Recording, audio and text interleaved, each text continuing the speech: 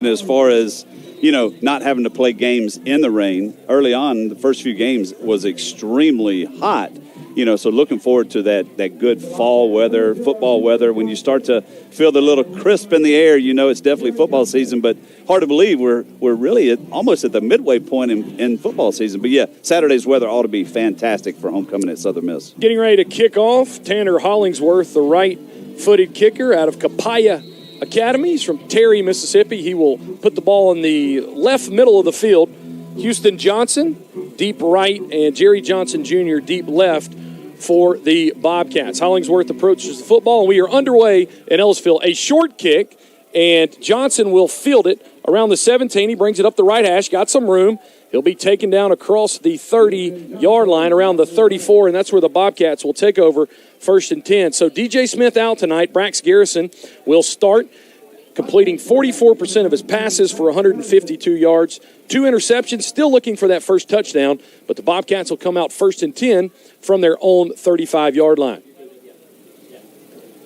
4 receivers, Harrison Knight and Houston Johnson to the left, Latrell Neville back from injury, and D. Burks to the right. Starting running back was the big cat of the week last week, Trent Howell, and he will start at running back. Trent last week, a nice game, 123 yards and 4 touchdowns. That bumped his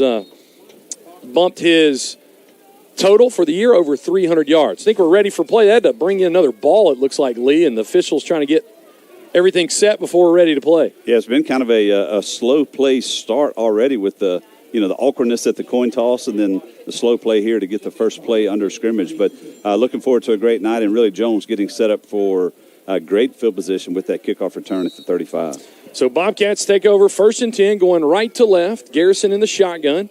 He will bring D. Burks in motion now from right to left.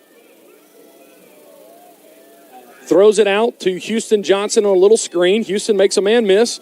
Gets across the 40-yard line up to the 42, a nice 7-yard gain. And Lee, like we thought, just some confident throws off the bat to get Brax Garrison in rhythm. Yeah, what you want your quarterback to do is complete some balls without really getting hit too early. And there, the quick screen to his wide receiver out wide. Johnson able to pick up good yardage, tackle there by Chaney in the secondary. 2nd and 3. They give it to Johnson. The jet sweep around the right side. He'll have a first down. He'll get near midfield. We've seen that play really develop over the years. It's a forward pitch now, Lee. Yeah, it is. And what it does, obviously, is gets an athletic player moving laterally towards the line of scrimmage and able to catch the ball at full speed, be able to catch the edge.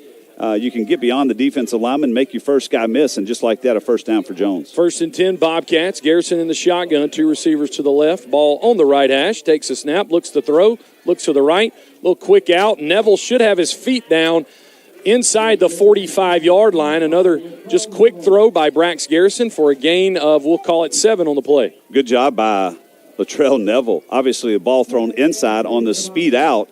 He's able to open his hips, get his hands on the ball, able to catch it and get out of bounds. And just like that, again, Jones, 3 great plays, good pickup on each play so far. And that's exactly what Coach Buckley would like to do here tonight, is to stay ahead of the chains.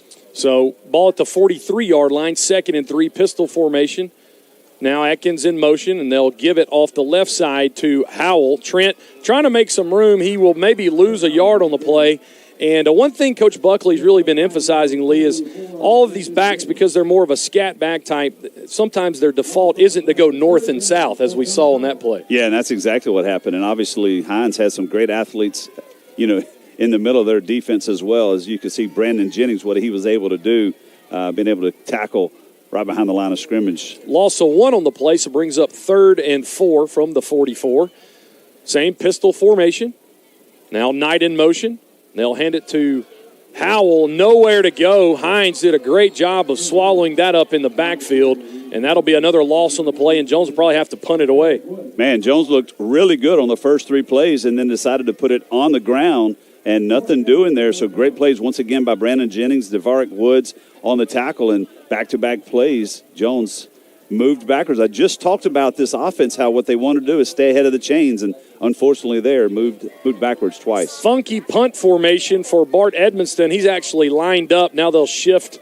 He was lined up way to the left. They'll shift back in a shield formation. Bart really good at putting the ball inside the 20. Let's see what he does. Doesn't turn over. and it will be fair caught by Cheney at the 11-yard line. So another punt inside the 20 for Bart Edmonston Jr. So here comes the HINDS offense led by sophomore Roman Mula.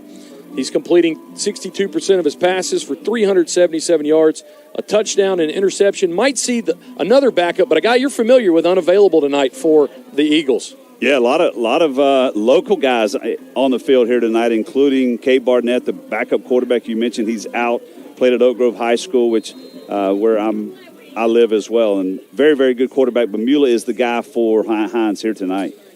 HINDS going left to right. Mula will hand it to Jarrell Boyd. Nothing doing. J.D. Stewart's going to grab him in the backfield and throw him down. Stewart's such a great linebacker from Greenville Christian High School. I think they gave Boyd officially no gain on the play, so it won't be a tackle for loss. Now they do. They move it back, so it will be a loss of 1 back to the 11. Yeah, great job by Stewart again. The Wolf linebacker, very, very aggressive at the line of a scrimmage. Came up, made the tackle exactly 1 yard behind the line of scrimmage. 2nd and 11, trip receivers left for the Eagles. Mula in the shotgun wants to throw. Looking across the middle, and he's going to get hit again by who? J.D. Stewart. Stewart with the sack, his 3rd of the year, and Latrell Pollard bringing pressure early. Yeah, a lot of pressure and good coverage in the secondary as well. Mula actually stepped up in the pocket, trying to go downfield, kept his eyes downfield, but Stewart, once again, right there on top of him, wraps him up for another loss on the play. Mula in the shotgun, trip receivers left, Pollard the lone receiver to the right.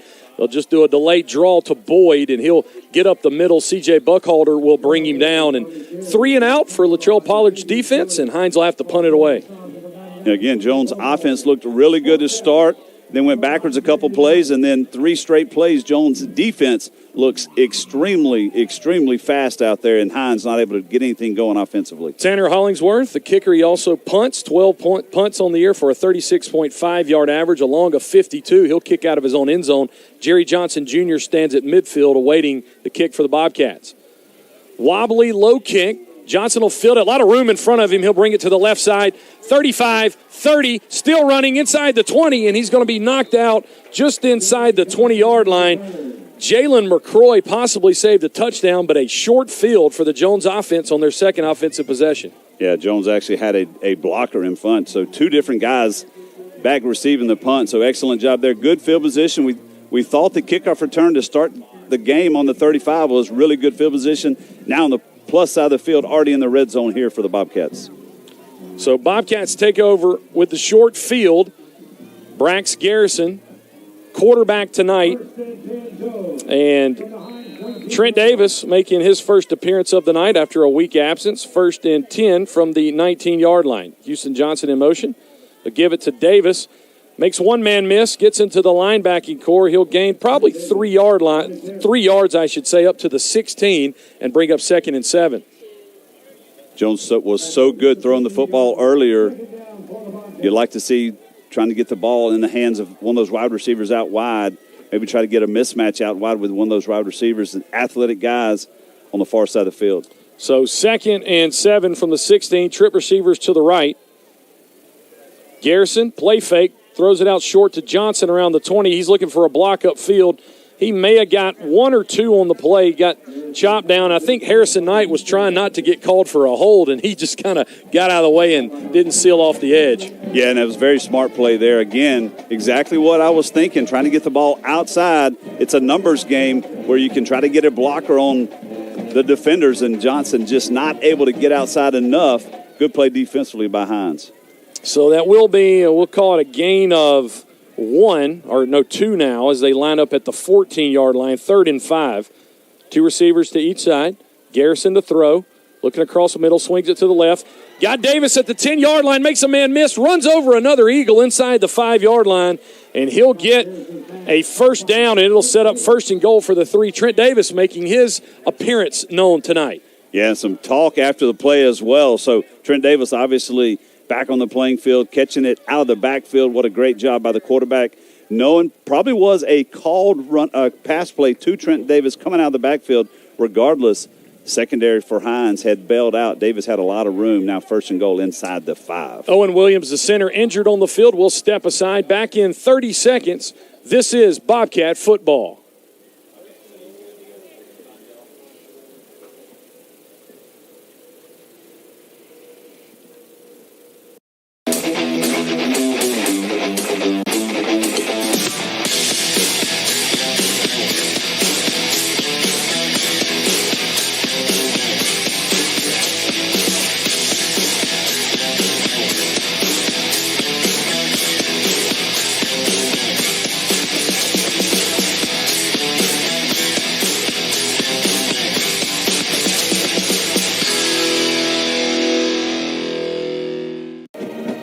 back in Ellisville, Owen Williams helped off the field. He will have a replacement at center. Will be K.J. Miller, and Bobcats will have it first and goal from the 3-yard line. Shotgun formation. Tight end to the left, trip receiver to the right. Garrison takes a snap, gives it to Davis, and Trent will get in for a touchdown. Touchdown, Bobcats, a 3-yard rushing touchdown for Trent Davis. And just like that, the short field pays off. Davis gets his 3rd rushing touchdown of the year. It just shows you how special teams important they are, allowing for the short field. A couple nice plays there by Trent Davis, the pass reception, and then the rush from scrimmage. Excellent job having him back. But the offensive line opening up holes on that left side for Davis. So Bobcats take a 6-0 lead. Edmonston with the kick. The kick is low, but it's up, and it is good. 8:38 to go in the first quarter. Bobcats 7, Hinds nothing. Back in 30 seconds. This is Bobcat football. Located at 801 Highway 11 South in Ellisville, near the Jones College campus, Swamp Shack Barbecue is serving great barbecue to a great community. Swamp Shack BBQ serves up quality and creativity that is matched by no other. Follow us on social media for daily menu items and special features. Call us at 601-349-4001 or visit swampshackbbq.com. Swamp Shack Barbecue. It ain't just food, it's culture.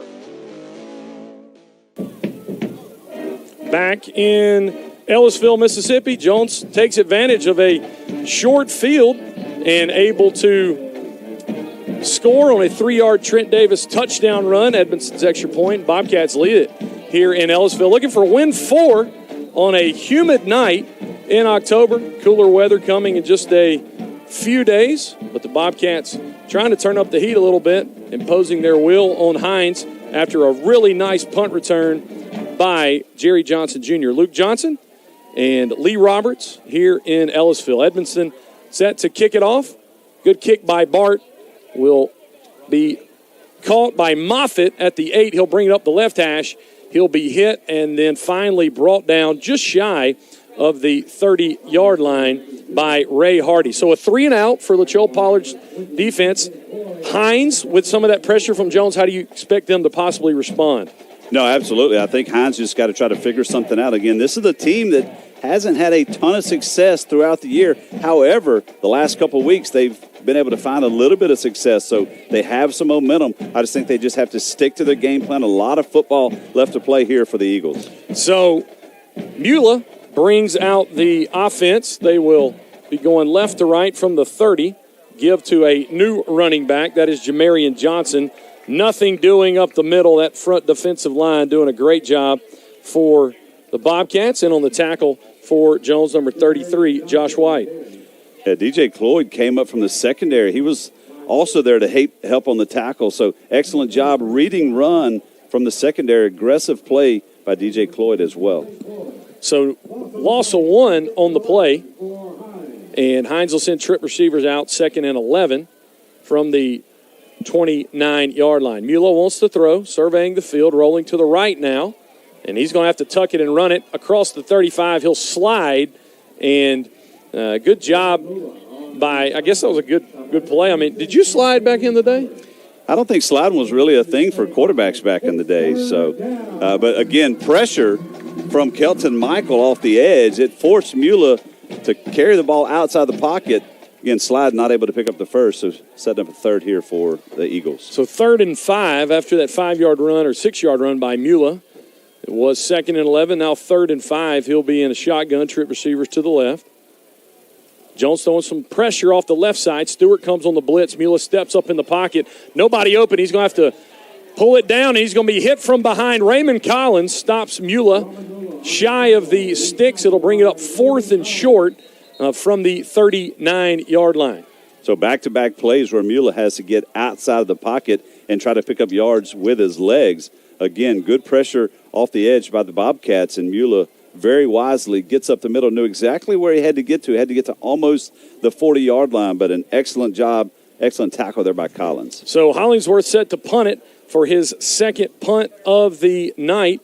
Say 4th and 1 from the 39. We do have an injured Eagle on the field as they attend to him. Again, I'm sorry, that's actually an injured Bobcat. So Raymond Collins, who made the tackle, and it's not a good sign. Deshaun Scott out tonight. Raymond, the second leading tackler. Looks like he's being helped. Just got dinged up a little bit, and he should be back a little later, hopefully. Yeah, hopefully so. Just got up a little wobbly. Hopefully it's nothing major, just kind of catching himself, maybe catch his breath a little bit. But regardless, a great tackle. So Hollingsworth set to punt it. Jerry Johnson Jr. stands back at his 26. Low kick, and got to get out of the way. Hopefully it doesn't hit anyone. Bobcats get out of the way, and it will be downed by Jalen McCroy, and the Bobcats will take over. 1st and 10 from their own 22. 6:42 to go in the first quarter. Jones leading 7-0 on a 3-yard touchdown run by Trent Davis. What are you seeing out of Brax Garrison so far tonight, Lee? Yeah, I feel like really good pocket presence. Obviously getting the ball out of his hands, extremely fast, and I think that's part of the game plan as well. But really what this team needs is just a leader back there. So I feel like this guy, the more success they have, he can continue to be that leader there in the backfield. Even if he doesn't have to throw the ball a whole lot, we've seen what they can do offensively, keeping the ball on the ground as well. 1st and 10 from their own 22. Garrison in a pistol formation. Omar Johnson, the back, play fake. Garrison's going to roll the right. He's going to have to pull it down. Gets tackled in the open field after a gain of 2 by HINDS. A tackle by Brendan Jennings. And Garrison just trying to get what he could with everybody open downfield. And Jennings has already had a great first quarter here defensively for HINDS. But great job. Again, good coverage down the field in the secondary by the Eagles. And Garrison had to tuck it and try to pick up something. Picking up positive yards better than a sack, so a 1-yard gain. 2nd and 9 from the 23. 2 receivers to each side. Garrison keeps it. They fake the jet sweep, and Brax is going to muscle forward to the 25-yard line. It'll be a gain of 2, and will bring up now 3rd and 7. Well, this is just a play that they feel like they've had success with over the years. Again, getting a wide receiver moving across the formation. And what it does, if your linebackers move with the wide receiver across the formation, the quarterback will keep it himself, and that's what Garrison thought was the case, was able to pick up just a couple. 3rd and 7. Knight, the lone receiver to the left. Marlon Lindsay checks in the game. He's lined up with Atkins and Neville to the right. Omar Johnson, the back in the shotgun to the right of Brax Garrison, now moves back to the left. 3rd and 7 from the 25. Brax wants to throw, looking left, gets it out. He was facing big-time pressure up the middle. Lucky to get that one away and avoid the sack, but it'll be incomplete and bring up 4th down. Well, with it being a 3rd and medium type play, he got the coverage that he wanted. The coverage actually moved to a single high safety, so a 3-deep look, one-on-one on the near side, but the pressure, he was not able to get the throw off, and again, a great job, great series there by the HINDS defense. Bart Edmonston will punt sooner or later after they shift out of a really interesting punt formation. Back deep for HINDS. I believe that is Cheney. Bart will get away a bomb. That is a launch from Bart Edmondson. It'll check up at the 21-yard line. Tell you what, he can punt it really good, Lee. It's a 54-yard punt from Bart Edmonston. No, really, really good. And, obviously, as I mentioned, being able to flip the field special teams-wise. We saw what the return did that helped Jones with the short field. And now being able to punt and pin HINDS back deep. Excellent job there by Edmondson. He's a junior. The senior actually played for Steve Spurrier in the national championship team at Florida. So Bart's out of Ocean Springs and carrying on the second generation of kickers. We like kickers in this booth. There you go. Love it. They're great, man. 1st and 10, HINDS, as Jones has played really good on defense so far. Bobcats put 4 at the line of scrimmage. Jamilo wants to throw, looking across the middle. He will find a man, incomplete at the 37-yard line. Had a receiver. That was McCarty Johnson. Found a soft spot, but it falls incomplete. Yeah, Johnson, again, just runs kind of a shoot pump right in the center of the Bobcat defense, and Mueller had him there. The throw was a little low. I thought Johnson was able to bring it in. He did get both hands on it, but unable to haul it in. So 2nd and 10 after that incompletion. Tight end comes in the game. Will line up behind the left tackle as an H-back, one receiver to the right. Mueller will hand it to his running back. Avoids one Bobcat, unable to get away from the second Bobcat. That's Cartes Booth, as Jamarian Johnson, no place to run, no gain, to bring up 3rd down. Luke, you mentioned before the broadcast started that Coach Pollard will rotate a lot of guys in defensively. Now getting a chance to see Cortez Booth. Excellent job. Cortez Booth, of course, from Bay Springs, Mississippi. 3rd and 10. Good play by Cortez on the defense. 3rd and long again. Trip receivers to the left. One receiver to the right. Mueller wants to throw. Got some time. Now he's going to be flush from the pocket, rolling to the right. May have to just get rid of it, and he will, as he thought he was forced out of bounds, but he stayed in, and Booth finally brought him down across the 30-yard line. It'll bring up 4th and short. Kind of expect Hines to punt it again. He stayed in bounds somehow. Yeah, excellent job by Mueller to keep his feet in bounds. Again, on 3rd down, Coach Pollard bringing the pressure. Kenan Lofton off the edge. It forced Mueller to once again get outside the pocket. He was able to pick up yardage, but just came up a couple yards shy. So 3 different series now. Hines has been forced to punt. If you ever feel like you look like an athlete, go stand next to Kenan Lofton. I've watched him play at West Jones, 6'3", 232. He's what athletes look like. Yeah, He's a great-looking young man. Absolutely. Hollingsworth set to punt it away, and I think we've got a delay of game. Will be our first penalty of the game. Almost all the way through the first quarter, only 3:28 left in the first quarter. Jones leading 7-0, and it will be a delay of game. Ben Cole III, our white hat tonight, in charge of the officiating crew, and Hollingsworth will have to move back a little further in his own territory. So Thursday night, Big South game here in Ellisville. Hines 2-2, but undefeated in the South. Bobcats 3-1, and they are undefeated as well. Hollingsworth will stand back at his 11. Jerry Johnson Jr. will move up to his 44. Good snap. Hollingsworth gets it away. Knuckle kick. It went off the side of his foot a little bit. It will check up and be downed around the 44-yard line. So Bobcats now, Lee, up 7-0. They are winning the battle of field position. No, absolutely they have. And, again, first possession on the 35, the second possession inside the 20, and here just beyond the 40-yard line. So great field position once again for this Bobcat. I tell you, when you have great field position to start a series, it really helps your quarterback, it helps your play calling, and your confidence as well. Brax Garrison, a perfect 80% now, 4 of 5. He did throw that incomplete pass on 3rd down, but 4 for 5 tonight. DJ Smith out, so Brax leading the offense. 1st and 10 Jones from their own 44. Ball in the left hash. Garrison wants to throw it, stepping up in the pocket. Finds a man across the middle, and Houston Johnson catches it inside Hines territory down to the Hines 42-yard line, a 12-yard reception for Houston Johnson. Well, there you see what the big, strong Garrison can do. Obviously, really good pocket was formed, great protection. Garrison had plenty of time. He stepped into his throw, showed his big arm, and was able to hit Johnson across the middle for a big gain. So 1st and 10 inside the Hines side of the field. Stack receivers to the right. Tyler, the tight end, to the left. Pistol formation. They'll give it to Trent Howell. Gets around the end, trying to make a man miss, and he will. Tell you what, that's a real nice 3-yard gain by Trent Howell. He could have been tackled in the backfield, but some speed from the man out of George County. Yeah, as soon as Howell got the football, Zaneris Haynes was right there in his face, forced him outside. So good, quick running by running back Trent Howell, able to pick up, again, something out of nothing. So officially a 2-yard gain to the 40. Well, the marker has the ball at the 40. The ball is at the 41, so we'll call it officially 2nd and 9. Pistol formation, 2 receivers to the right. Brax play fake, looks to throw, looking to the right, dumps it off to Howell, threw it behind him. Trent may have been able to get inside the 40-yard line, closer to the 35. Brax probably wants that throw back. Yeah, there was a defender right in his face as well. If he was able to catch the ball, probably would not have been able to get upfield very much. But obviously, there's just your first mistake as a quarterback, throwing the ball behind your receiver there, not able to complete it, leaving yourself a 3rd and long. Second incompletion for Garrison, 3rd and 9 now. Marlon Lindsay checks in the game as the tight end Ryan Tyler checks out.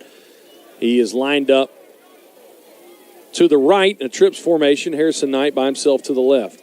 Garrison gives it to Howell off the left side. Good job of leverage. Howell does get around the left end eventually, gets close to the 35, but Kelby Holmes kind of sealed off the end and forced Howell to the boundary. Yeah, again, a single high safety. We had just a cornerback on this edge, but really good job coming from the linebacker position. Kelby Holmes scraping off the edge. And again, Coach Buckley knew this was fourth down territory, so he elected to keep it on the ground, trying to pick up some yards here for a 4th and short. So, again, a good defensive tackle there by Holmes. 4th and 3, Bobcats on the year, 75% on 4th down. They're 6 of 8 last week, a perfect 4 of 4. Looks like we do have a timeout on the field. Timeout on the field, timeout HINDS. We'll take it with them. 1:16 to go in the first quarter. Jones 7, HINDS nothing. Back in 30 seconds. This is Bobcat football. Welcome to Parker Automotive, your hometown oil, lube, and filter service in Ellisville, Mississippi. We're here to take care of your automotive needs, including oil changes, tire rotations, engine code checks, and much more. At Parker Automotive, we top off all fluids and check and clean your air filter at no additional charge with oil change packages. Support local small businesses. Support Parker Automotive Quick Lube. Give us a call at 601-800-2065 and follow us on Facebook. We're open Monday through Friday, 8 to 5, and Saturday, 8 to 12. HINDS burns their first timeout of the half. Jones facing a 4th and 3 from the HINDS 35-yard line. Bobcats going to go shotgun, 2 receivers to each side. Howell, the running back. Garrison waiting the snap. He wants to throw it, looking right, throws it out in the flats and completes it. That'll be a first down. Howell inside the 30. Gets knocked out of bounds near the 25-yard line. Great call by Steve Buckley, and the Bobcats complete the 4th down. No, exactly what he did was he knew that the defensive backs were in man coverage, and they went to cover the wide receivers across the middle of the field, slipped his running back out in the flat. Great play call, good throw. 1st and 10, Garrison wants to throw again, throwing it across the middle, and it's complete. Harrison Knight takes a big shot inside the 5-yard line. Somehow he hangs on to the ball down to the 1. But, man, what a throw by Brax Garrison straight down that right hash. Well, we've seen a couple times now tonight where he's been able to stand in the pocket and step into his throw. The big gain across the middle, and then that one right there to his wide receiver, Knight. What an excellent throw.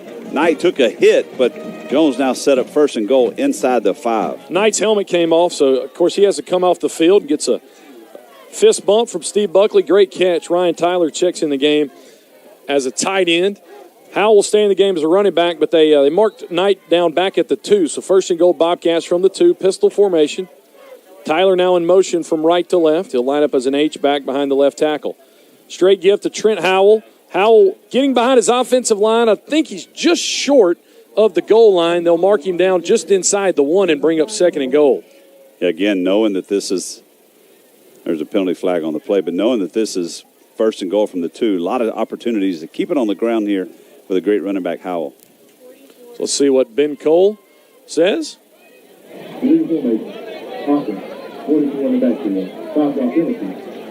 So it will go against the Bobcats, a 5-yard penalty.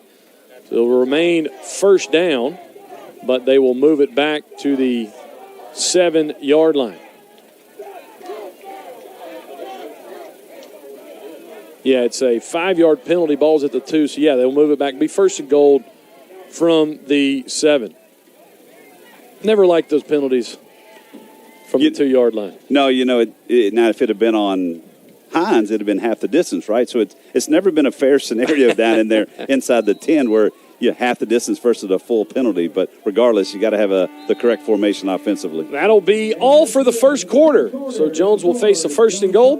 When we come back at the end of 1, Bobcats 7, HINDS nothing. We'll be back in 1 minute. This is Bobcat football.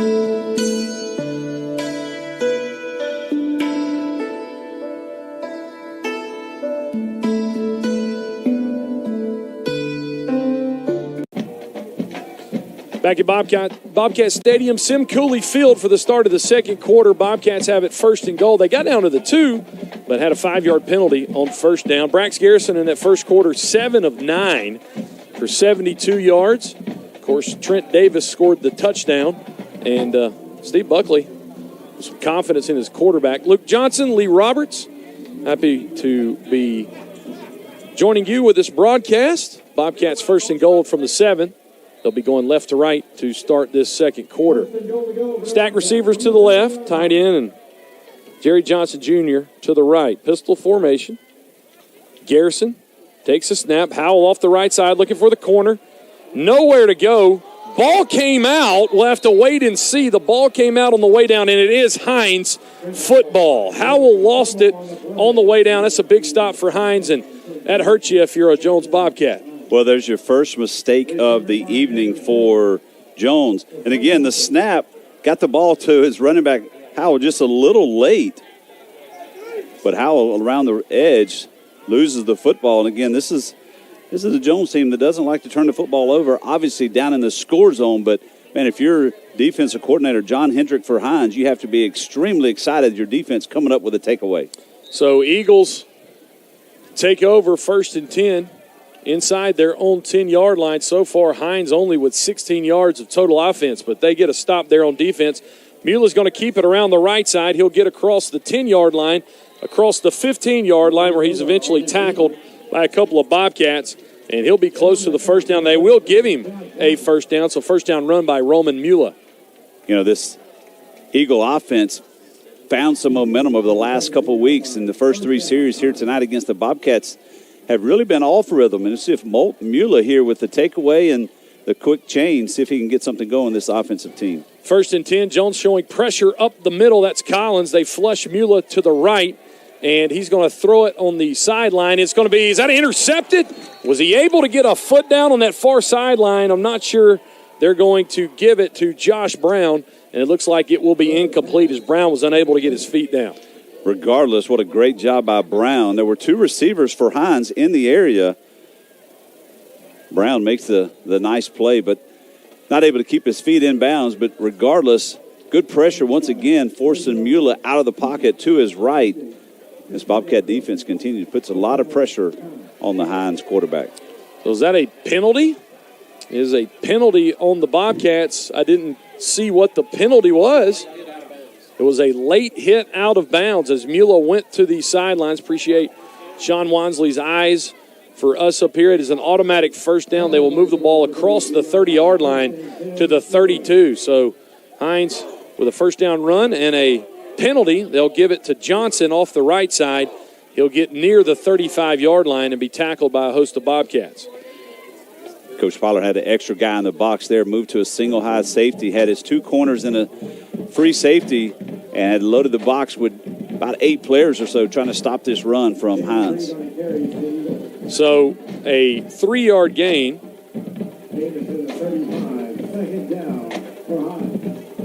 2nd and 7 from the right hash. Mueller with trip receivers to the left. Immediately flushed, and he's going to keep it around the right side. Got a lot of room.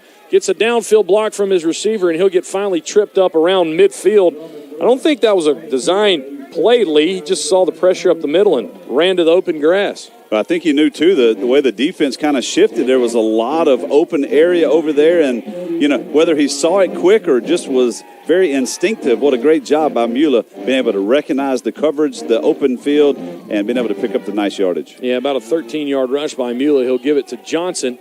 He'll get into Bobcat territory off that right side, still churning behind his offensive line. Collins and Stewart on the tackle. That'll be a gain of, we'll call it 5 for HINDS and bring up 2nd and 5. Well, this is the HINDS offense that wants to run the football. They typically are more of a running-type team, but one thing's for sure, Mueller has dropped back to pass a decent amount here this evening already, but a lot of pressure by Jones.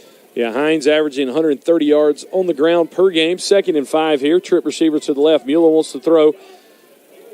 Rolling to his left, still trying to buy some time. He'll turn it upfield, and Collins will shove him out of bounds inside the 45-yard line. He'd be right at the sticks needed for a first down. It looks like it will be another Hinds first down. Mueller really using his legs on this offensive drive.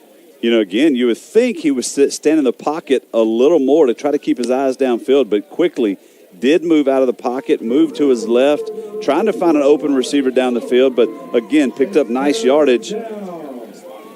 3rd and 1. They did knock Mueller out before the sticks. He'll give it to Boyd. Boyd going to the left. Nothing there. Bobcats will stack him up. I think around the 45-yard line. Collins on the tackle, as well as Snow. 3 or 4 Bobcats in there, and they will. He'll lose a yard at least on the play back to the 44 and be 4th and short.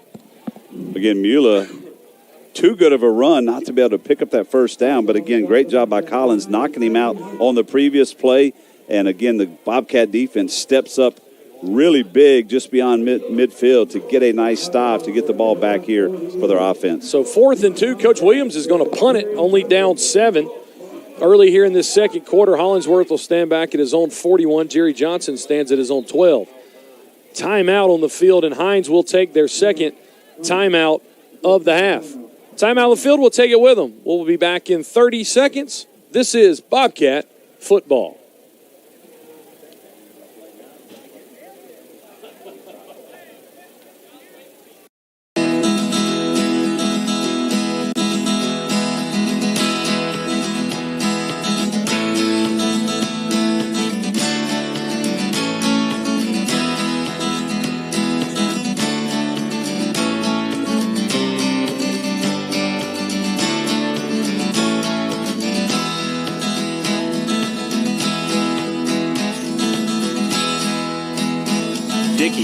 We speak barbecue.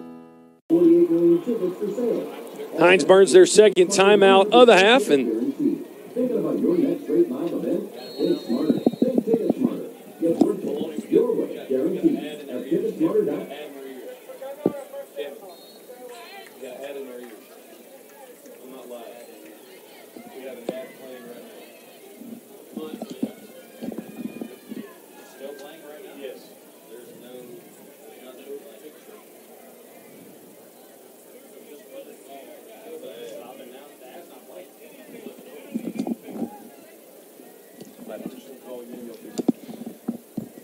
So after that punt, having a little technological issues. It's one of those, Lee, when October happens, crazy happens. No matter where you're at, full moons happen, and we're having issues with Super Talk and JCJC.TV. We're just going to call the game, and maybe somebody hears it. They'll play fake it, dump it out in the flats to Atkins, and nowhere for Atkins to go. He'll lose a couple on the play. Back to the 10-yard line. That'll be a loss. It looks like a loss of 2 on the play. Yeah, Isaiah Atkins was upended on the play. And, again, we've seen this play call out wide to his wide receivers.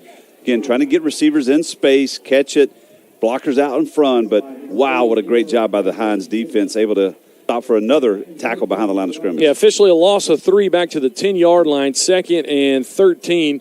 Garrison trying to set up a screen to the left. He'll dump it off to Trent Davis. Trent at the 10. And Trent will get across the 10-yard line.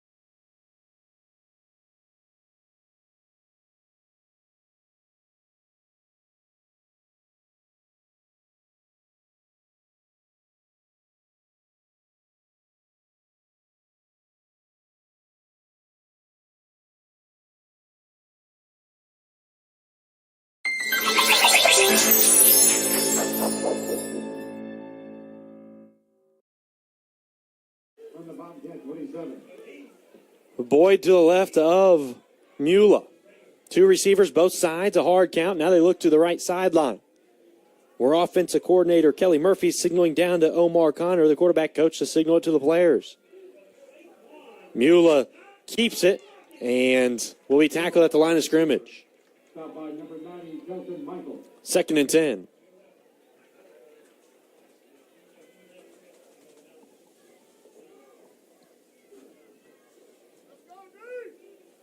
They'll send Johnson to the left side of the formation.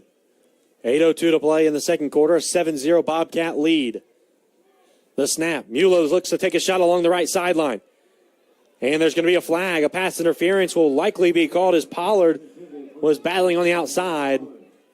And it will be a pass interference on the defensive back. Look to be Cedric Beavers who's called for that pass interference. It'll be a first down for Hinds. They continue to drive the ball here.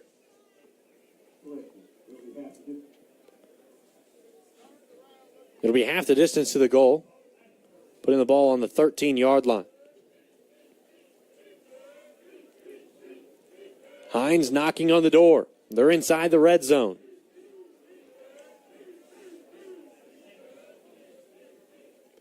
Mula's got one-on-one coverage down at the bottom with Michael Lott.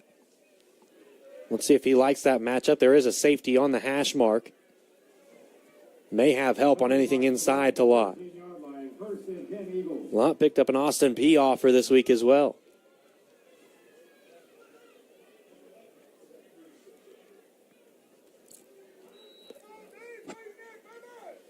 Three receivers to the right side. Mula takes the snap. He's going to look to hand it up the middle. He does, and it's going to be hit immediately as Boyd.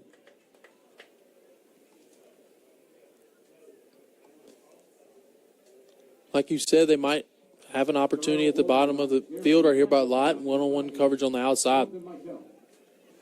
They'll bring in a new defensive back over there. It's Thompson, who now will play press coverage against Lott.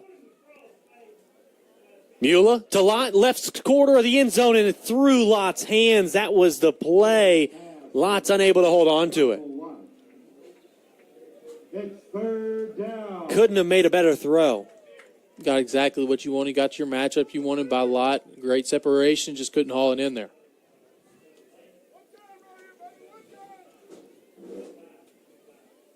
Townsend will come in. They're going to go 5 wide on a 3rd and 10 from the 13. Again, you have the same matchup if you'd like it, if you're Mula. He takes the snap. He'll throw one over the middle. Incomplete. Looked like McCarty Johnson was the intended receiver. And Hinds will send out the field goal unit.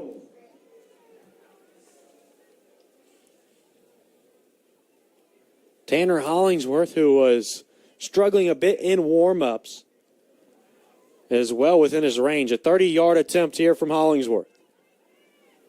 Tanner Hollingsworth attempting a 30-yard field goal. Colin Cox to hold. Snaps down, holds good.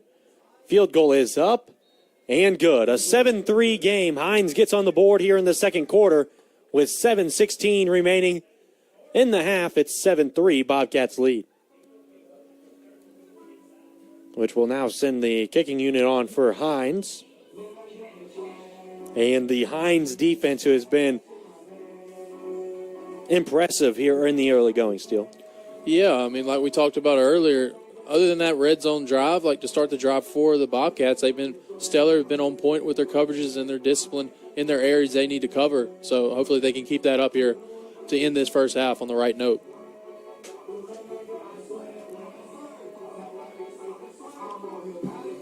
Here comes Hinds' kicking unit. Back to receive, Houston Johnson,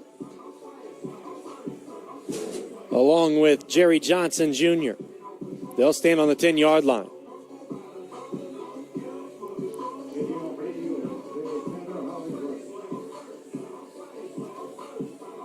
Hollingsworth to kick off for Hinds. His kick, a low-line drive kick that will be fielded at the 8-yard line. Here comes Johnson. Off to the right side. tries to get outside, and he'll be pushed out of bounds at the 20-yard line. A good tackle there from Glendening.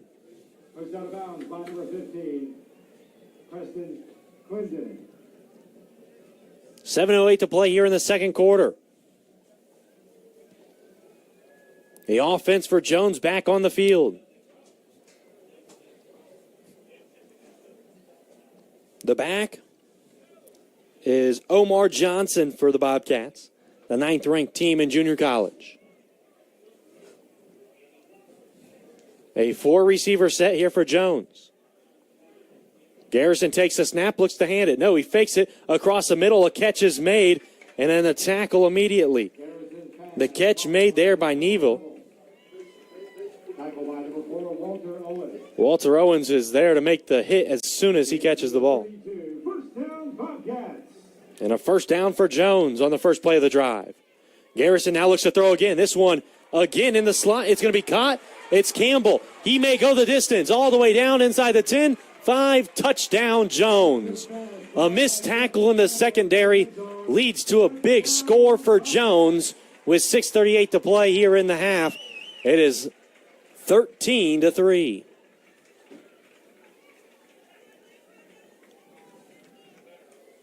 Campbell just goes up and grabs it right in front of the safety on a little seam route, and he's going to go the distance.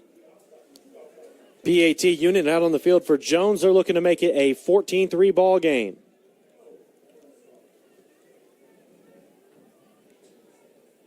Lindsey, the holder, he gets the hold down. Field goal is up, and field goal's good. It's 14-3. Jones leads after a quick score from the Bobcat offense.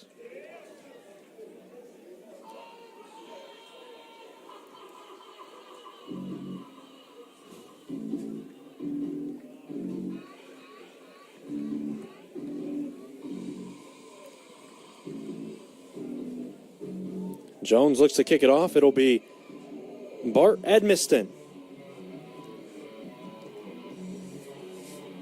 Back to receive for HINDS.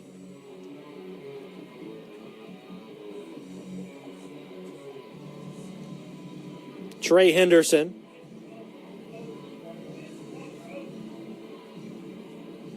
Along with Moffitt. 6:38 to play here in the second quarter. It's 14-3. Jones leads it. You look back now, stealing the last offensive drive, and now you think, man, we needed to find a way to punch that one in. Yeah, especially on the road, you got to capitalize on those opportunities when they present themselves. Edmiston will kick off from his own 35-yard line. A high kick, end over end. Henderson catches it at the 7. He'll look to return it up the middle. He has a little room ahead of him on the left side, up across the 30-yard line, all the way to the 36 before he'll be pushed out of bounds. A good return there from the freshman. Canton, Mississippi native.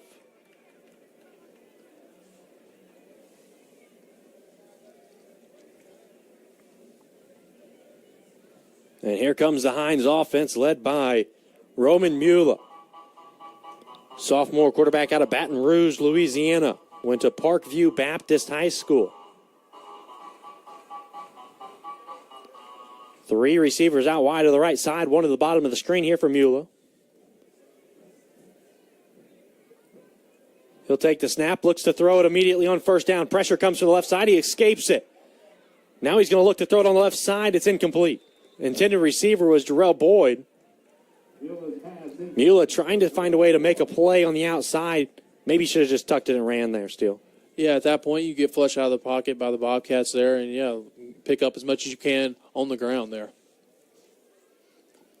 14-3 is the score with 6:23 remaining here in the second quarter. Mueller now looks to hand it off. It's Boyd.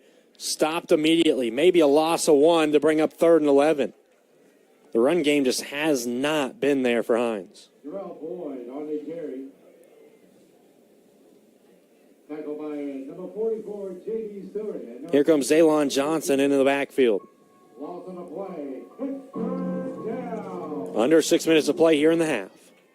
Press coverage on the top side. Maybe a corner blitz coming as well. As you see Beavers, the corner that's covering Lott, creep inside.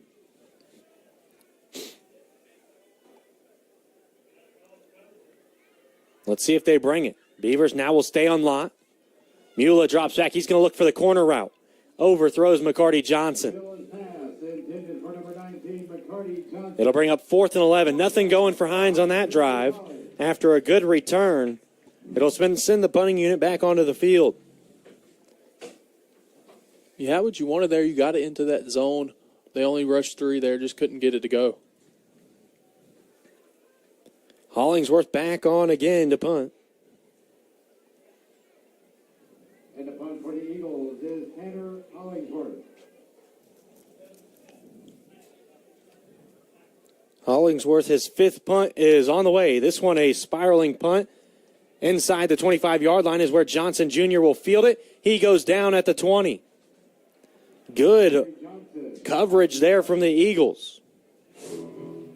Tackled by number 15.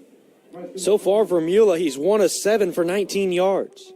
Not the start you wanted out of him, but really, Steele, let's think about it. You had a touchdown in the corner of the end zone that Lott had dropped. And then other than that, it's just been him trying to find something to happen, and just nothing's been there. And also being behind the chains kind of forces you to be one-dimensional in those third downs. You know, everybody in the stadium knows you're going to have to throw it there in those long situations. 2 receivers both sides, man in motion from left to right. Garrison looks to check it down. This time he does to Johnson on the right sideline, and he steps out of bounds. Garrison's pass. A loss of 1 yard. It'll bring up 2nd and 11. Loss on the play, 2nd and 11.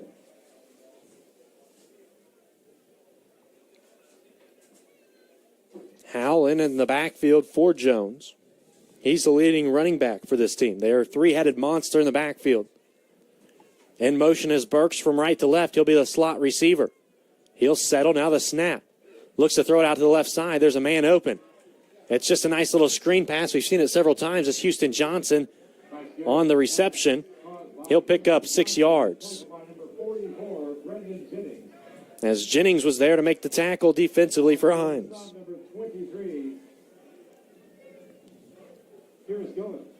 It'll be 3rd and 6. Can Hinds get off the field? Yeah, big third down here for the Eagles to try to get the ball back one more time before the half. 4 minutes of play here in the second quarter.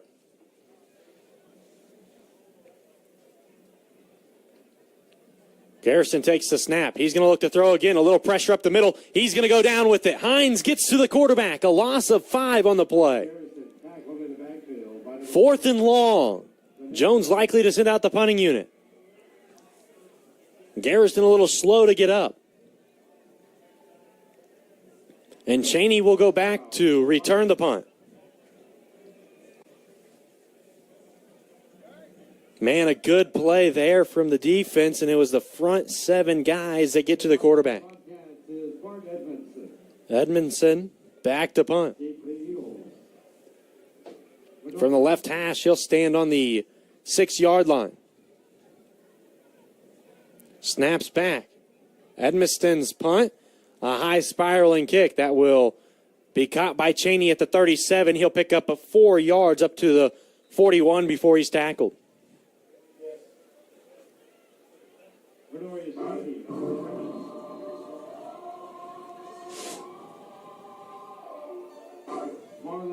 .3:14 to play here in the half. Can Hinds find a way to get at least 3 points before we go into halftime? When they will start with the ball in the second half as well, still. Yeah, you can almost double score right here, try to get some points at the end of the half, and then get the ball back and score again at the beginning of the second half. There's a chance Hinds can tie the ball game up in 2 possessions. Tie it up, even take the lead. Mula, a draw play up the middle. Nothing going. A loss of 2 yards. Here comes Boyd. Loss of 2 there for Jamarian Johnson.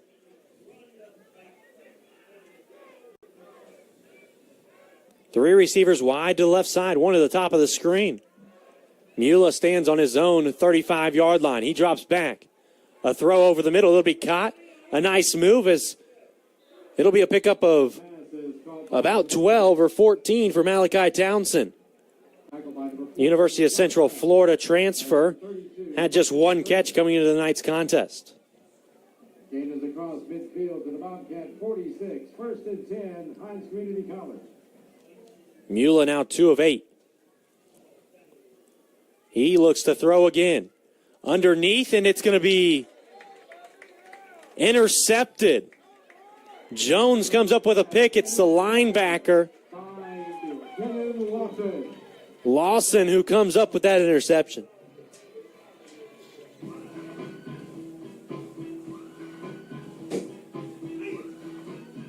Just when you thought Hinds may have something offensively in the pass game, Mula throws it behind his receiver. It's intercepted, and the Bobcats now have a chance to add another score before the half.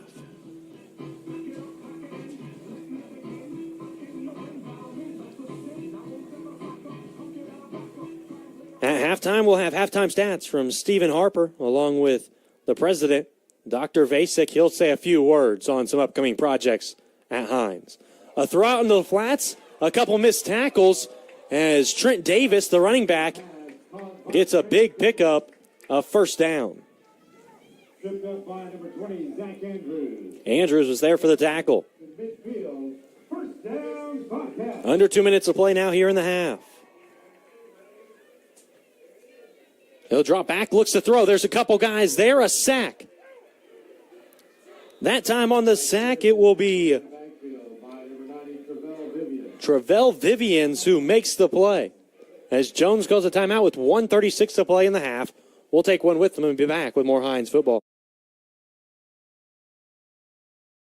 I was born in India, and I moved to the USA in 2015. I picked up tennis in 10th grade, and I didn't even know what tennis was. Started picking it up, got better, and then now I'm here with a scholarship for tennis. Fall semester was one of the best 4 or 5 months I've had in a while. I've met a lot of new people. I don't wish that I went to a 4-year college. I just felt like home.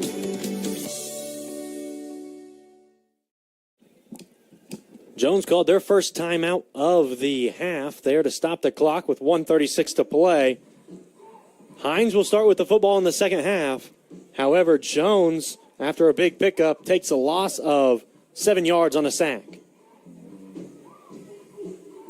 Garrison in at quarterback. Trent Davis, the running back, alongside him. 3 receivers wide to the left side, 1 to the bottom of the screen. Press coverage on the outside. Now the defensive backs will back up. A handoff to Davis along the right side. Almost a tackle in the backfield, and now he slips out of another.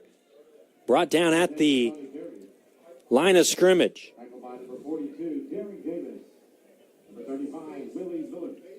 It was Derek Davis who, the defensive lineman, all the way out into the flats to make the tackle.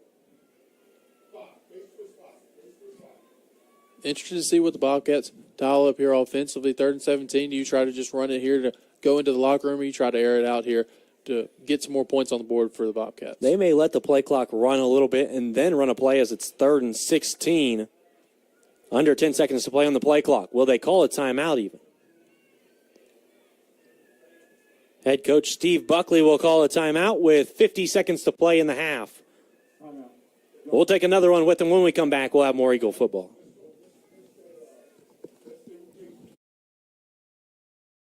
I wanted to go into nursing because I really enjoy helping people.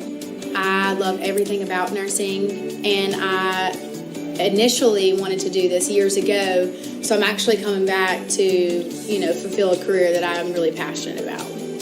HINDS is absolutely wonderful. Your teachers are passionate, and you can tell they love what they do, and it really makes everything just come together and enjoyable. Back here at Bobcat Stadium at Simcooley Field, as Jones has the ball on the 48-yard line. At halftime, we'll talk to Dr. Vasic. We'll take a break and then come back, and he'll have a few words about a couple upcoming facilities here in Raymond, Mississippi. 50 seconds to play. Garrison with 3 receivers wide to the left side. He takes the snap. He'll look to throw. One-on-one coverage on the bottom half. That ball thrown well out of bounds. Cheney tracked it well. However, nobody was open, and it looks like Jones will look to punt it away. Now the question is, does HINDS, when they get this ball back, try to drive down the field, or do they just go into halftime as a 14-3 ball game? Yeah, I think it possibly could depend on this return here by Cheney if he gets a chance to return. And you also have 1 timeout left, so definitely have to use that timeout wisely here in these last 44 seconds. Edmiston back to punt for Jones. It's Cheney who will stand on his own 12-yard line. Snap, a little high. Edmiston able to field it. Fair catch called by Cheney inside the 10 all the way back to the 5-yard line, which is where HINDS will take over. And with that, I believe we'll likely see maybe a run play, but nothing special out of this offense. Mula slow here in the first half. A slow start for him. And really a slow start for the offense in general. 94 total yards in the first half. Mula's thrown for 34. Mula's ran for 41. He's the leading rusher. Yeah, and also just staying behind the chains, not really getting ahead of the chains on first down, second down to force yourself into, third downs and becoming one-dimensional in the pass game. Boyd's the running back. 2 receivers to both sides. Press coverage on the top of the screen. They'll hand it to Boyd up the middle. He makes a cut to the right side before he's dragged down at the line of scrimmage. No timeouts will be called from either team. And it looks like HINDS will be okay with letting the clock run out. As we're up here in the booth, we have Coach Kelly Murphy along with John Hendricks in the booth with us. And they look to take the headsets off, run down to the locker room for a halftime talk. Let's see if they can turn it around here in the second half like they did last week. They came from behind, 17-0 run in the ball game last week to come from behind and get a win. HINDS trails 14-3 heading into halftime. We'll take a quick break. When we come back, we'll hear from Dr. Vasic, HINDS Community College president.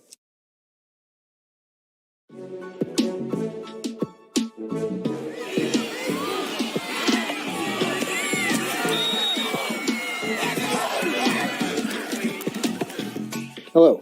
I wanted to tell you about a new spectator opportunity we have for this upcoming football season at Joe Renfro Stadium. We have created a new tailgate space on the southwest corner of the stadium where there used to be trees. We have tents available for those individuals that are interested in renting some tailgate space before the game and during the game. If you're interested, call us or email us for pricing and reserve your space now.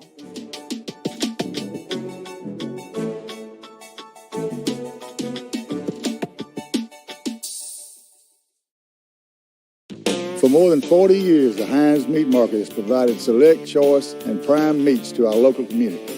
Pick up some ribeye steaks hand-cut by students in our meat merchandising program, or Hiney Ho smoked sausage you can only find here. The market offers beef, pork, chicken, and catfish. We also carry sides, desserts, and Doc's Gourmet Seasoning. Visit the HINDS Meat Market in Porter Hall on the Raymond campus of HINDS Community College, or give us a call at 601-857-3721. I always wanted to be a nurse, so just being in nursing school and fulfilling that later in life. I'm older. I'm one of the older students, not that old, but I'm one of the older students. It was just time to do it. My kids are older. I put that on the back burner so I could raise them. Now it's time for me. So just being able to feel like welcomed, like I can go to any classmate, even people that I don't know are always willing to help, and you just don't find that everywhere. I think the biggest reason that I would choose HINDS would be the relationships that you have with your peers. For baseball guys, we stay in the dorm. All of us are together on the second floor, so kind of having that camaraderie really brings us together. Most days we're spending 3, 4, and then when we play games, we're spending 6, 7, 8 hours together. The close friendships that you make, I think has definitely made an impact on me, and I'm very thankful.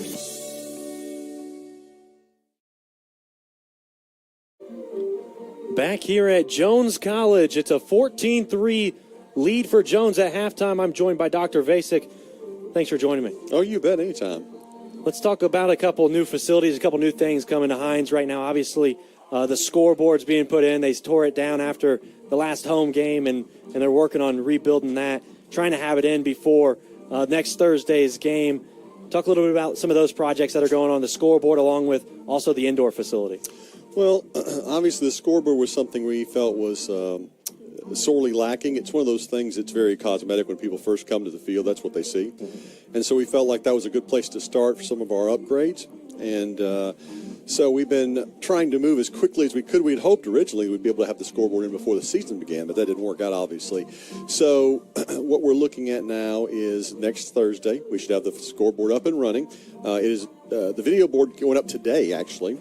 And so it is in place now. It's just a matter of making sure we get the electronics all hooked up. The indoor practice facility, that's still one of those projects we would like to see move forward. It's obviously going to be dependent upon funding. We're seeking some outside funding to try to support that. But really, we're just looking at how can we do those little things to upgrade our fields and our playing surfaces and our scoreboards. And we talked even this week about the soccer fields and the need for another scoreboard there perhaps as well. So we're trying to do those things. And again, as that happens, and hopefully we'll have folks step up and say, yeah, we want to see more good things happen in Hinds. Yeah, absolutely. You talk about the soccer scoreboard as one of the things that in the future you guys are looking at. Are there any other upcoming projects that you can see in the near future happening in the athletic department? Well, I don't know that I would know any right off the top of my head. Again, those ones are ones we have on our mind right now. I'll be honest, we've really spent so much time focusing on two major projects we have going on, the building of the new residence hall at the Utica campus, and then what's going to be the health sciences complex at the Rankin campus. And that was one that we spent 2 years trying to get the funding together for that. Now that we have that, that's hoping we break ground in spring. So we've got some big projects going on in the college, but again, all of this comes together, and what people don't sometimes understand is that athletics is part of the mission of our institution, and it all comes together. As athletic goes, so do our academics. As academics goes, so do all of our other co-curricular things. And so really it all works together for the good of our students. Yeah, you mentioned, just upgrading all these facilities, trying to make it, a facility where people walk in and they say, okay, this looks phenomenal. This is where, especially for recruits, how important is it for those guys coming in and seeing, brand new Jumbotron, one of the biggest in junior college football, and saying, okay, now I want to come to Hinds because they have these facilities. Right. Yeah, it also you want to make sure that your residence halls are where they should be. Whenever you bring parents around, that's one of the first things they're going to look at. They're going to talk to the counselors and try to find out of the programs that you have applicable. And so we are certainly trying to take a look at all of our programming. And I'll be honest, I'm pretty excited about the fact that we have some unique programs that nobody else has. And I think if somebody's looking at Hinds Community College, they're going to be real excited when they come to our airport, for instance, to see our aviation or our airframe mechanic program. So just some cool things going on right now at Hinds. It's a great time to be a part of it. Yeah, I don't want to mention it because he's in the room, but you hired an athletic director not too long ago, Nathan Wehrmeyer. Oh, stinks. He's been he's been one of those guys that's been the lead and kind of making these things happen. How impressed have you been with him? Well, Nathan's done a great job. He had a great opportunity to learn, I think. I was in the Kansas system as well, and the Jayhawk Conference is also, along with the Mississippi Conference. We're probably the two, in my opinion, best in the country. And so he had an opportunity to learn there at Dodge and what they did, and brought a lot of good ideas with him, but also just the energy. And I think the thing I'm most pleased with, and I think we talked about this when he was first hired, is I care about character probably as much as I care about anything else. And Nathan has continued to work very closely with our coaching staff. We talk a lot about our ideals at the institution, how we want our values to line up, and we want to really inculcate that within our students' minds as well. And he's helping to do that. And so, again, I've got nothing but good things to say right now. Yeah, absolutely. Dr. Vasic, thanks for your time. And you bet. Hopefully Hinds comes back and kind of like last week, a 14-point deficit going into halftime. Piece of cake. 17-0 run there in the second half. Piece of cake. And, again, our coaching staff is coaching them up right now really hard. And we've got some great players, again, stepping up, some young guys. I'm excited about where we're going. Absolutely. Roman Mula, he struggled tonight, but he's been the leading guy offensively last week, had a great night. Sure did. Hopefully he can lead us back here in the second half. Absolutely. Thanks for your time again. You betcha. Take care. We'll take a quick break. When we come back, Stephen Harper will have all the first half stats. I think the biggest I would choose Hinds would be the relationships that you have with your peers. For baseball guys, we stay in the dorm. All of us are together on the second floor. So kind of having that camaraderie really brings us together. Most days we're spending 3, 4, and then when we play games, we're spending 6, 7, 8 hours together. The close friendships that you make, I think has definitely made an impact on me. And I'm very thankful.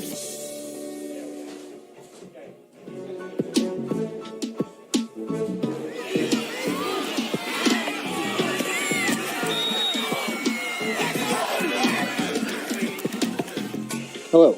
I wanted to tell you about a new spectator opportunity we have for this upcoming football season at Joe Renfro Stadium.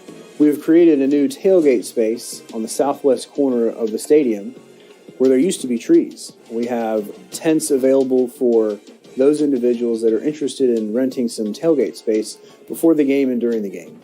If you're interested, call us or email us for pricing and reserve your space now.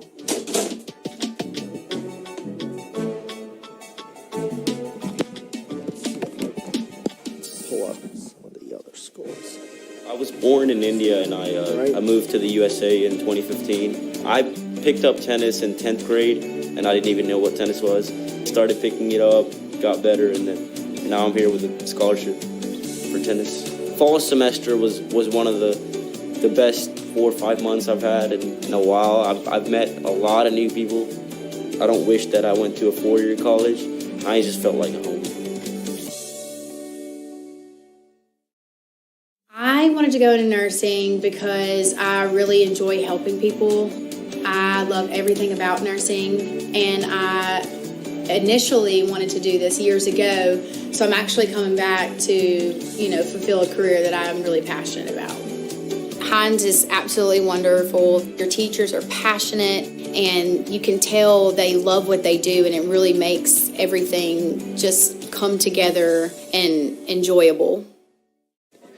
And we welcome everyone back to Sim Cooley Field on the campus of Jones College, where HINDS trails Jones by the score of 14-3. Let's give a rundown of the scoring summary. At the 8:38 mark of the first quarter, Jones struck first with a Trent Davis 3-yard touchdown run that capped a 4-play 19-yard drive that took 1:34 off the game clock. The PAT by Bart Evanston was good. Jones led 7-0. HINDS then got on the board with 7:16 left in the second quarter with a Tanner Hollingsworth 30-yard field goal, and it capped a 7-play 45-yard drive that took 2:23 off the clock. HINDS cuts the Jones lead to 7-3. Then with 6:38 left in the second quarter, Brax Garrison threw a 68-yard touchdown pass to Justin Campbell that capped a 2-play 80-yard drive that took 38 seconds off the clock. The PAT by Evanston was good, and that's where we stand at the half. Jones 14, HINDS 3. Total first downs. Jones has 8, HINDS has 7. Total rushing yards. Jones has 14 carries for only 8 yards and 1 touchdown. HINDS has 20 carries for 61 yards. In terms of passing, the Bobcats were 13 of 17 through the air for 173 yards and 1 touchdown. The Eagles were only 2 of 8 for 34 yards with 1 interception. Total offense. Jones ran 31 plays for 181 yards. HINDS has run 28 plays for 95 yards. Jones punted 5 times for an average of 45 yards a punt, while HINDS has also punted 5 times for an average of 35 yards a punt. Jones has 1 fumble and lost it. HINDS also has 1 fumble but didn't lose it. Jones was flagged 3 times for 33 yards. HINDS was flagged only once for 5 yards. And looking at the individual stats, Roman Mula has led the way for the Eagles. He has 8 carries for 42 yards. Jarrell Boyd, 7 carries for 14 yards. Jaden Reed, 2 carries for 8 yards. Zaylon Johnson, 1 carry for 0 yards. And Jabarian Johnson, 2 carries for -3 yards. 20 carries, 61 yards for the Eagles. For Jones, it's Houston Johnson with 1 carry for 8. Trent Davis, 3 carries for 6 yards and the 1 touchdown. Trent Howell, 5 carries for 5 yards. Isaiah Atkins, 1 carry for -3. And Brax Garrison, 4 carries for -8 yards. 14 carries, 8 yards, and the 1 touchdown for Jones. In terms of passing, for HINDS, Mula was 2 of 8 for 34 yards with 1 interception. Garrison for Jones was 13 of 17 for 173 yards and the 1 touchdown. In terms of receiving, Boyd has 1 catch for 19, and Jamar Grace has 1 catch for 15 for the Eagles. Houston Johnson led the way for Jones with 5 catches for 26 yards. Trent Davis has 3 for 28. Latrell Neville, 2 for 19. Justin Campbell, the 1 catch for 68 yards and the 1 touchdown. Harrison Knight, 1 catch for 22 yards, and Trent Howell, 1 catch for 10 yards. Ken Lofton has the 1 interception for Jones. For the Eagles in sacks, Travell Vivians has 1 sack, and Wooly Miller and Zy Haynes each had half a sack. J.D. Stewart has the 1 sack for Jones. Brennan Jennings has led the way for the Eagles in the tackle department with 2 solo and 3 assists. Carrington Wilson, Kelby Holmes, Jeremy Evans, and Preston Clendon each had 2 solo. Kelton Mickle has 3 solo and 1 assist for Jones. J.D. Stewart, 2 solo, 2 assist, and Cartier Booth, 2 solo and 1 assist. And looking around the league in the third quarter with 40 seconds left to go in the third, East Central is all over Southwest, 31-7. At halftime, it's all knotted up between Holmes and Northeast at 10 all. Early in the second quarter, it's Itawamba 23, Mississippi Delta nothing. With 59 seconds left to go in the second quarter, it is East Miss 14, Northwest 9. And at the half, it is Gulf Coast 38, Pearl River 21. And those are all of the stats, plus updates on scores from other games around the league.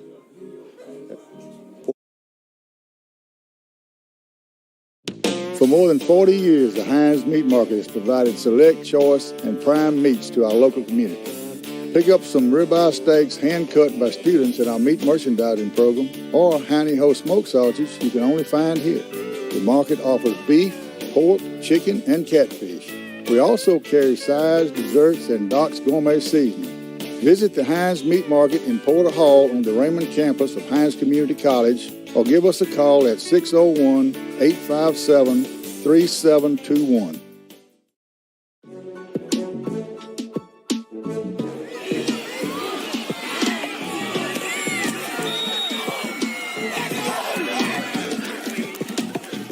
Hello. I wanted to tell you about a new spectator opportunity we have for this upcoming football season at Joe Renfro Stadium. We have created a new tailgate space on the southwest corner of the stadium where there used to be trees. We have tents available for those individuals that are interested in renting some tailgate space before the game and during the game. If you're interested, call us or email us for pricing and reserve your space now.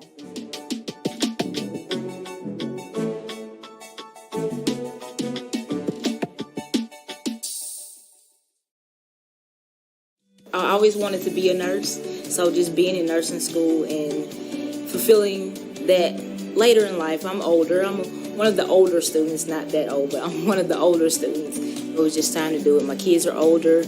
I put that on the back burner so I could raise them. Now it's time for me. So just being able to feel like welcome, like I can go to any classmate, even people that I don't know are always willing to help, and you just don't find that everywhere.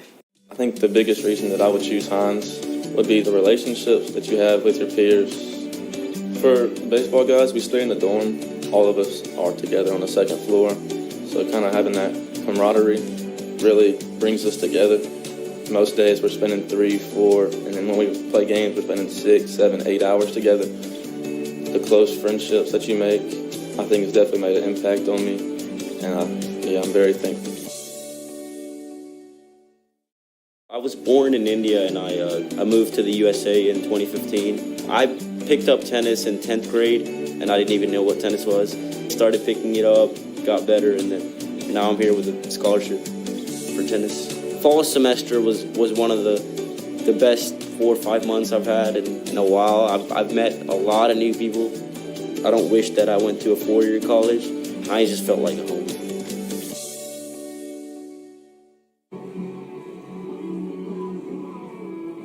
Back here at Bobcat Stadium at Sim Cooley Field, on the campus at Jones College, where it is 14-3.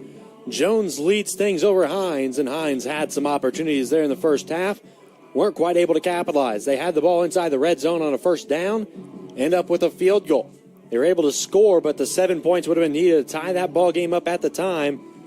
And then Jones goes the length of the field, a big touchdown in the receiving area out of the hands of Garrison. And at halftime, the rain has picked up a bit, so that could play a factor in this second half, as the grass out there may get a little slick, along with the footballs will likely get just a little bit wet. We'll see how that affects the quarterback play, along with those guys carrying it as well.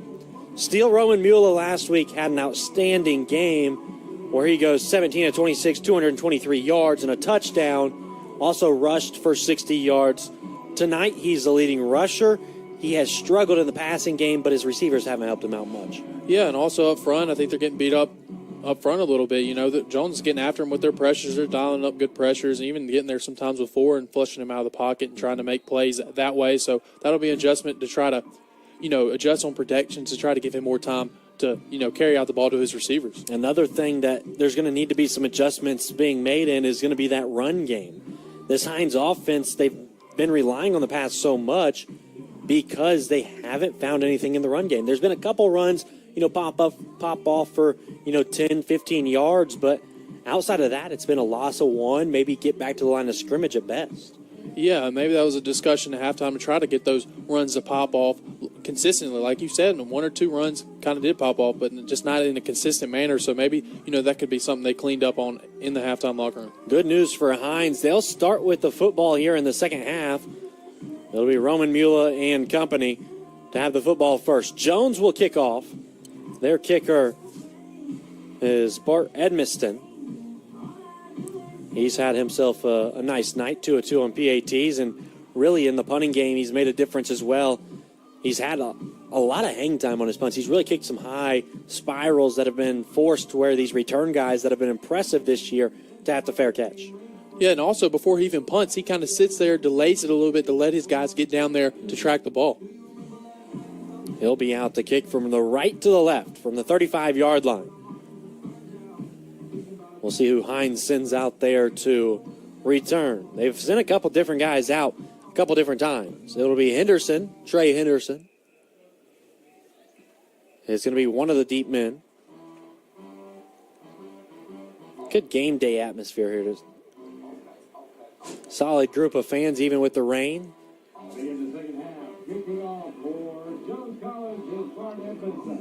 And Moffitt. So it's Moffitt and Henderson will be back to receive.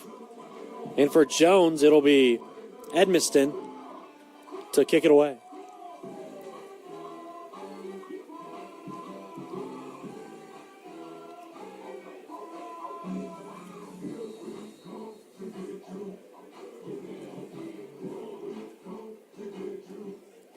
This kick will be a short one. It's going to be fair caught at the 26-yard line. That's where Hinds will take over. Here comes the offense. Roman Mueller and company.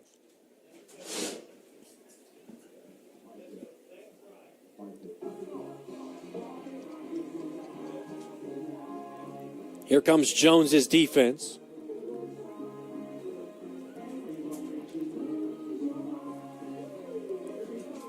And a 3-receiver set along with a tight end tight to the right will be Cam Williams. Mueller takes the snap. He hands it off to Hollywood off the right side. He tries to make a man miss. He's going to be brought down at the 30-yard line. 3 different guys in the area to make the tackle. It'll be given to Quentin Sterling, the defensive back from Hattiesburg. 2nd and 8.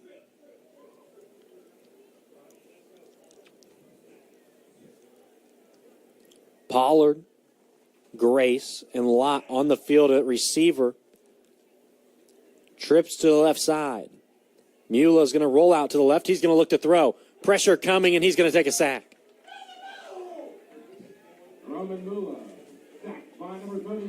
All the way back to the 20-yard line. That's just a tough play for Mueller. Rolling out to the left, a couple guys coming, nowhere to go with the football. and also rolling to your non-dominant throwing hand. Yeah, just a perfect storm for the Jones defense to kind of pin their ears back and come after him for a sack. And they'll go, looks like empty formation, 5 wide. 3rd and long. Let's see if Mueller can take a shot as this rain has gone away. Little pressure up the middle. Mueller's got to get out the pocket to the right side.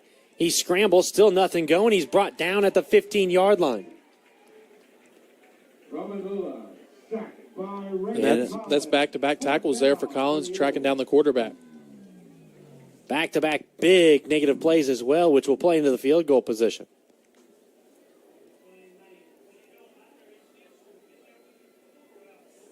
Hollingsworth will stand on his own goal line to punt it away.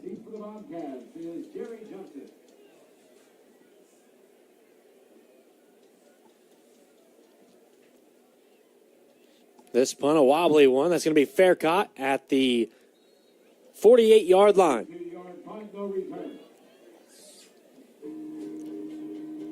It sets up Jones within Hines' territory already.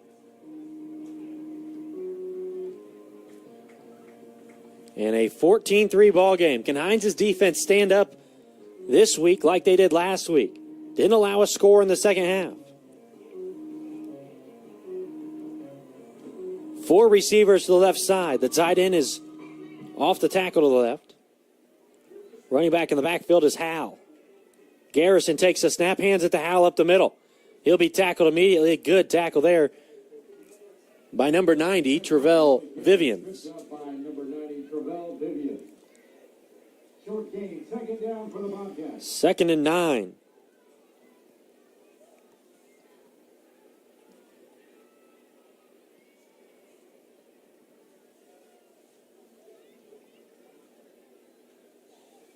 Four receiver set.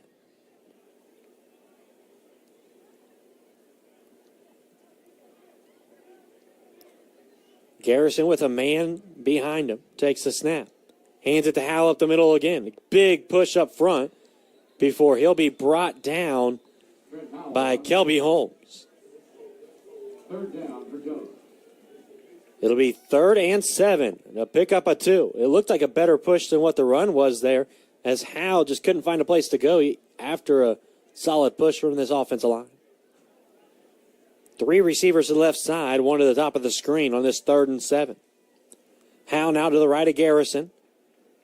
Hard count. They'll look to the left sideline to get the play call. Under 12 minutes to play. The snap. Garrison drops back. He's under pressure. 3 guys are after him. Tries to drop it off.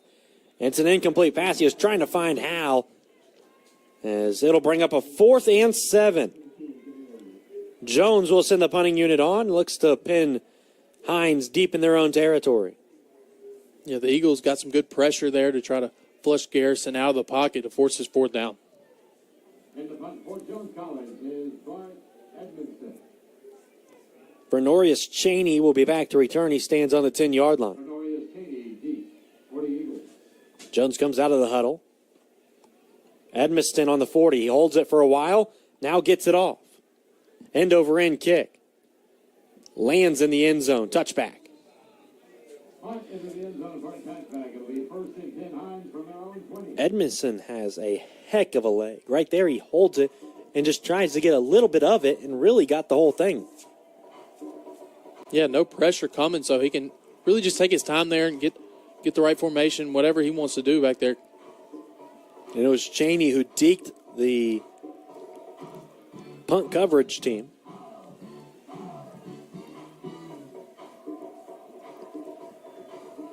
First and 10 from the 20 for Hines, where they went backwards on the first drive of the second half. Jaden Reed in the backfield alongside Mueller. Trips to the left side. And a flag is thrown. Flags on the play. A false start.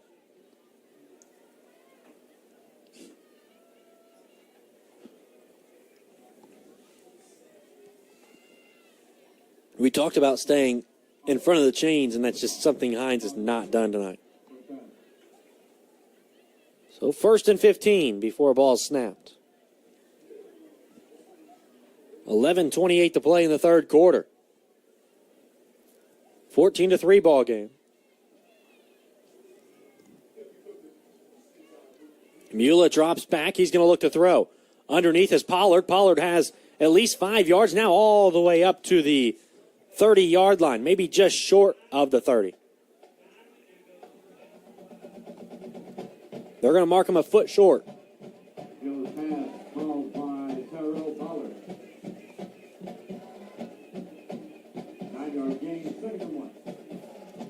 It was a 14-yard gain.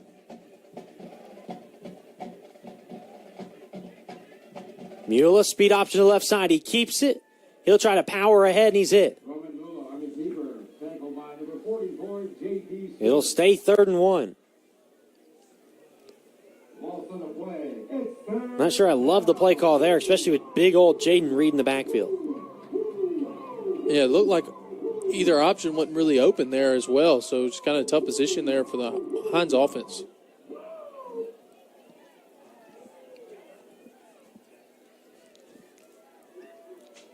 Trips to the right side now for Hinds' offense, bottom of the screen.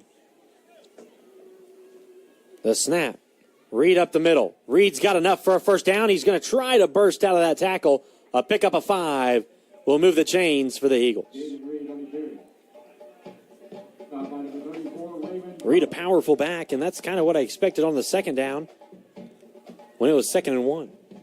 Yeah, nice push up front by the Eagles O-line as well to kind of create that hole there for Reed. 1st and 10.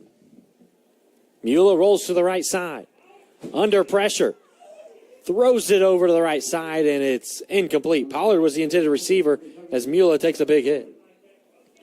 And Collins once again all over the pass rush as well, and just constantly spying Mula all night long. Looked like he had a man right out of the back. Tyrell Pollard was open on the sideline, and Mula just tried to get out there, maybe a hair late. 2nd and 10. Reed still in the backfield. 2 receivers, both sides. 1 high safety. Reed up the middle. He's hit at the line of scrimmage. He breaks free. Tries to make another man miss, and it's going to be a gain of 1. I mean, a powerful run for just 1 yard. It's 3rd down.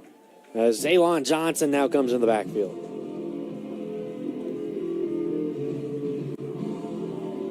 Now passing down here for Hinds.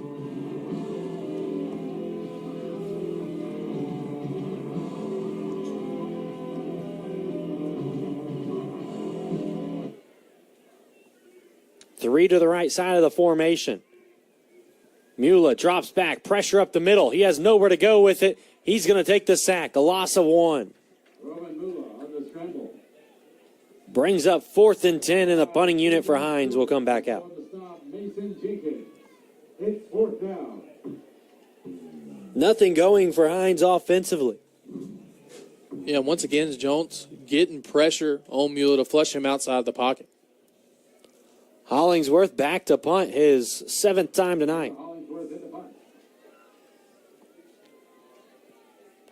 Snaps back. Hollingsworth has plenty of time. End over end kick. Pushes Johnson all the way back. He fumbles it. He lost it. Does he get on it? There's a pile back at the 14-yard line. No signal from the officials yet. Hinds says they're on it. No, that's going to be Jones's ball. Humble on the punt recovery. Recovered by Jones Collins. Hinds' guys come out of the pile with it. Not sure how they won't get the ball. But Jones will take over on the 14 after the punt from Hollingsworth pushes Johnson deep back into his own territory. That call's got to be made immediately if Hinds comes out of the pile with it. Absolutely. You come out with a pile, you feel like the refs would give the motion forward for the Eagles to have the ball. Trent Davis in the backfield. Pistol formation, run to the left side. He makes one man miss in the backfield, and then a tackle made by Carl Odrick. As it's going to be a gain of 1 yard. Hinds could really use a turnover from this defense. In an 11-point game, under 8 to play in this third quarter. Jones, a team that turns it over. 11 turnovers on the year. Garrison drops back, throws it underneath. It's going to be batted away. His intended receiver is going to be Trent Davis out in the flats. He was going to be one-on-one with Jeremy Evans. Nice hands right there by Odrick to see kind of Garrison getting ready to throw, and he just throws his hands up for the deflection. 3rd and 9. Nothing moving really for either of these offenses in this half. 3 to the left side of the formation for the Bobcat offense and Garrison. Garrison takes it. Now Davis up the middle. Big play made by the big boys up front. A convocation of Eagles. 4th and 11.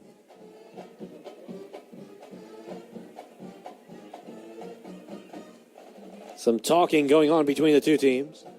Especially Trent Davis. He really is talking. He was talking on the last play, too.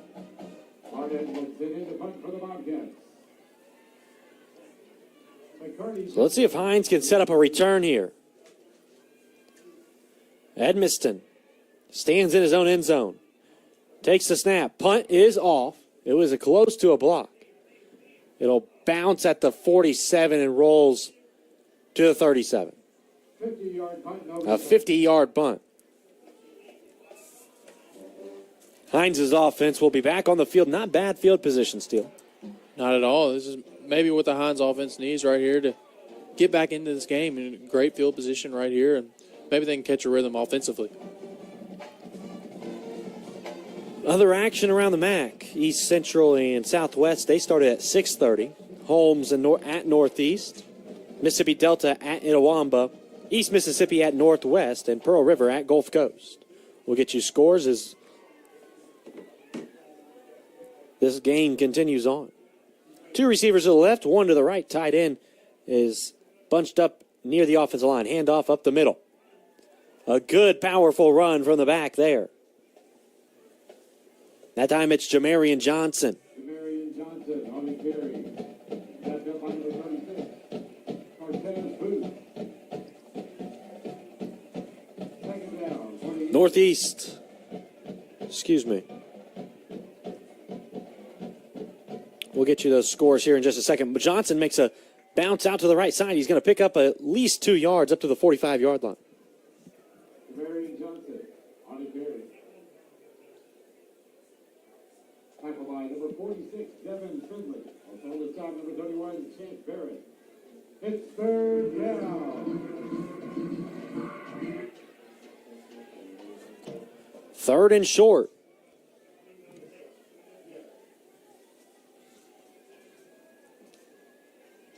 Mueller looks to the left sideline. Takes the snap. He's going to look to throw. Takes a shot down the field on 3rd and short. It's incomplete pass. Mueller's pass incomplete. 4th down for Hinds. Unsure why Mueller takes a deep shot there on 3rd and short. Try to find something underneath and move the chains instead of taking a really a 30-70 ball down the field.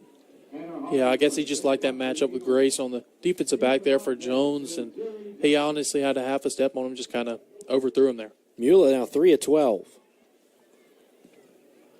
This punt is off to the right side. Bounces at the 29, all the way inside the 20 down to the 14-yard line with no return. That was punt number 8 for Tanner Hollingsworth. 3 of which have been inside the 20-yard line.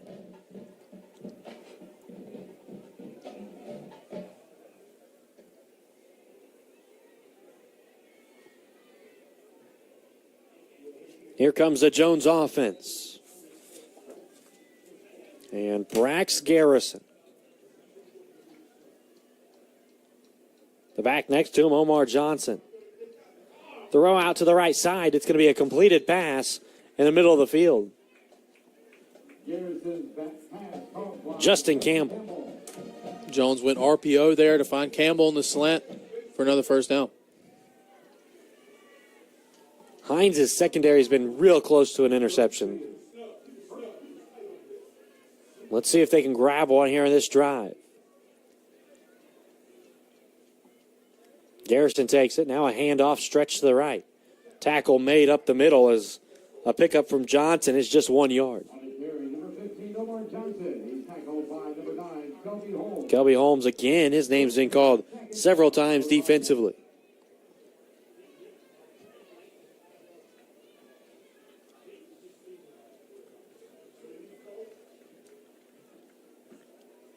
Second and 9. 3 receivers out wide to the right side for Garrison. Garrison takes that snap. Now a swing pass out to the right side. Ball off the helmet, and it goes to the ground. Through the hands of Isaiah Atkins. Straight through the hands. Hits him right in the noggin. Yeah, even if he catches that, I don't know really where he was going to go. Hines was all over that swing pass there. 3rd and 9.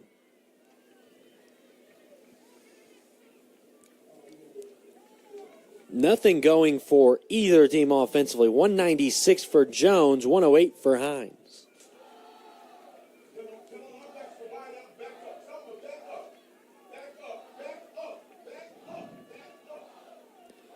Here's the handoff up the middle. Bounces to the outside. There he goes along the right sideline all the way up to the 45-yard line before he's taken out. No, they're going to spot him out at the 40. Still a first down for Omar Johnson.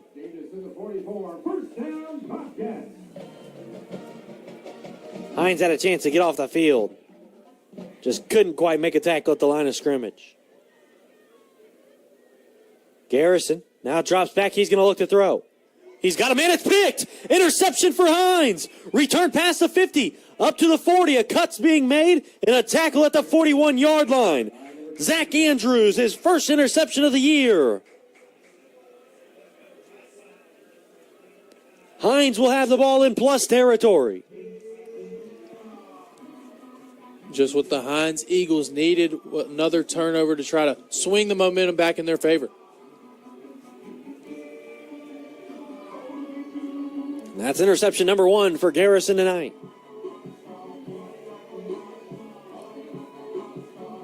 Let's see if Hines takes a shot here with momentum.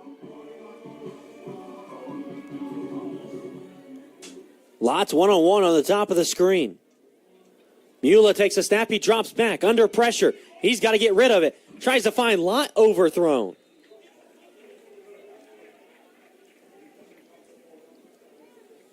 Mula has not had any help in the protection game.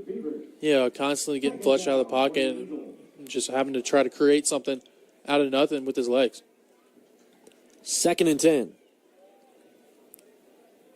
Seems like Hines has been trying to take a lot of shots downfield.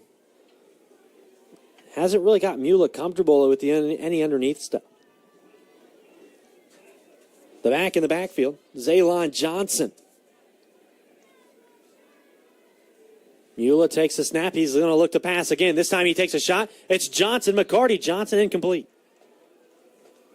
It looked like there was a little miscommunication there between Mula and Johnson just by the way that Johnson was looking for the ball there. It looked like he threw a back shoulder with some safety over the top, and Johnson just could not make an adjustment on the ball. 3rd and 10. Another likely passing down. Hines has had to be predictable because they haven't been in any 3rd and mediums. Mula looks to the sideline along with the rest of the offense. 3 wide to the right side, 1 to the top of the screen. A 14-3 ball game. 3:32 to play. Mula drops back. Mesh concept. He's under pressure. He's going to go down all the way back at the 45-yard line. Excuse me.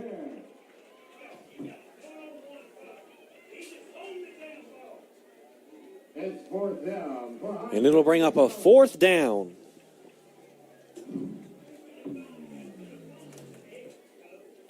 Hollingsworth on to punt for the 9th time tonight. Jerry Johnson Jr. deep to return on his 20-yard line. Hollingsworth, a low line drive punt. Johnson catches it just outside the 20-yard line. 35-yard punt, no return. It's a 35-yarder. 2:52 remaining in the third quarter. 14-3, Jones leads. The winner of this one will likely be in the driver's seat of the South Division. Both teams 2-0, along with Mississippi Gulf Coast. The 3 undefeated teams in this South Division. Makes it big implication-wise for Hinds. They'll travel to Gulf Coast Saturday the 28th. Screenplay. It's Howe on the outside, across the 25. Up to the 29-yard line, and a flag will be thrown. We'll see who they get on it. A little hand fighting. It was between Janari Powell and Justin Campbell, the receiver. Really, either one of them could have been flagged. I think this really should be offsetting, but of course, the official sees the second one, not the first one. Yeah, it's always the second guy kind of getting the blame for those unsportsmanlike penalties. And at that point, it was the 4th and 5th blow, really. White had to make a call.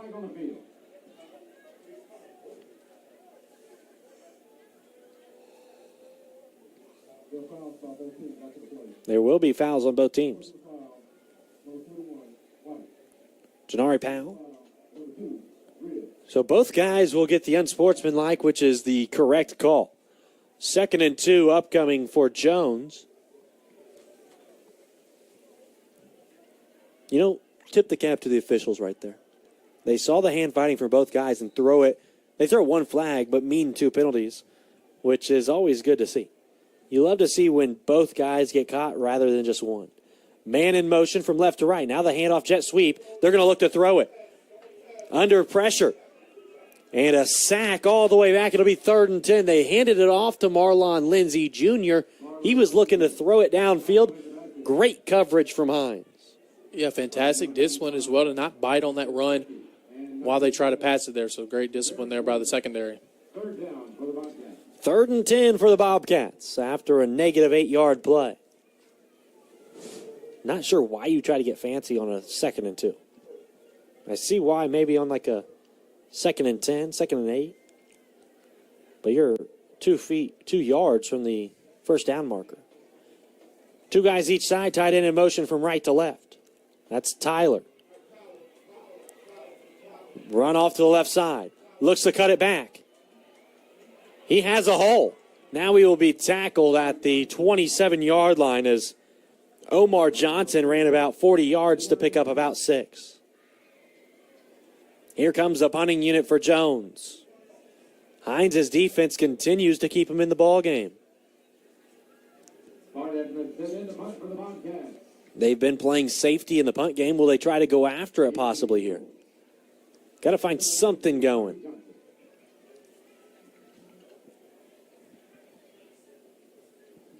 They'll shift back into their punt formation.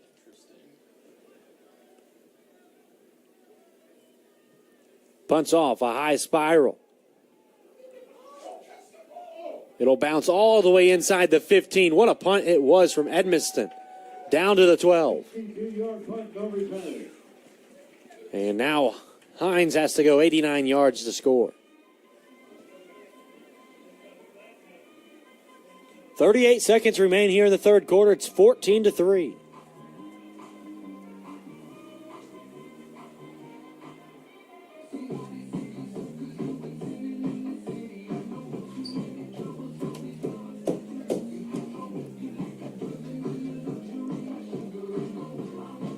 Mula back on the field. Excuse me, no, that's not Mula. It's going to be Batee. Jordan Batee, the freshman. He'll hand it off up the middle. Pick up a 1. Nothing going in the run game. That was Hollywood on the carry.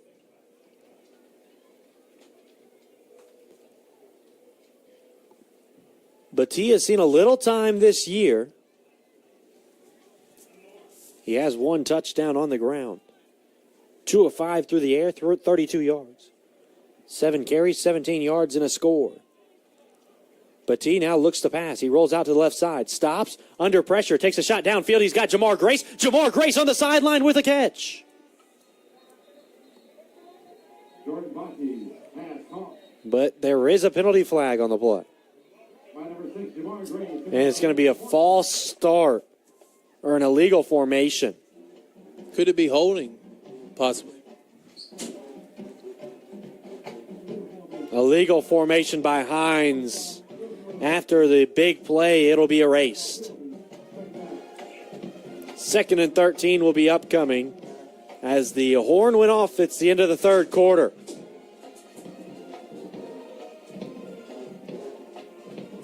A tough play and a good break for Jones. I believe we may see an untimed down here, or the clock. Unsure what's going to happen here. Yes, we will have an untimed down, I believe. Never mind, I'm wrong. So that's the end of the third quarter. 14-3, Hinds trails. We'll be back with more Eagle football after. For more than 40 years, the Hinds Meat Market has provided select, choice, and prime meats to our local community. Pick up some ribeye steaks hand-cut by students in our meat merchandising program, or Hiney Ho smoked sausage you can only find here. The market offers beef, pork, chicken, and catfish. We also carry sides, desserts, and Doc's Gourmet seasoning. Visit the Hinds Meat Market in Porter Hall on the Raymond campus of Hinds Community College, or give us a call at 601-857-3721. Elite Physical Therapy wishes all the players a healthy and successful football championship season. Elite is proud to serve the local communities with multiple locations providing secure outpatient therapy and sports medicine services. Our centers specialize in post-op rehabilitation, manual therapy, concussion management, and orthopedics, providing patients convenient scheduling and access to care within 24 hours. If you suffer from an injury, visit myelitept.com to find a center near you. That's myelitept.com. Elite Physical Therapy, proud to serve the state of Mississippi. Jordan Battie back at quarterback for Hinds here in the fourth quarter. 14-3 is the score. The Eagles trail. We saw a similar situation last week. However, the Eagles were able to score on the first drive of the third quarter.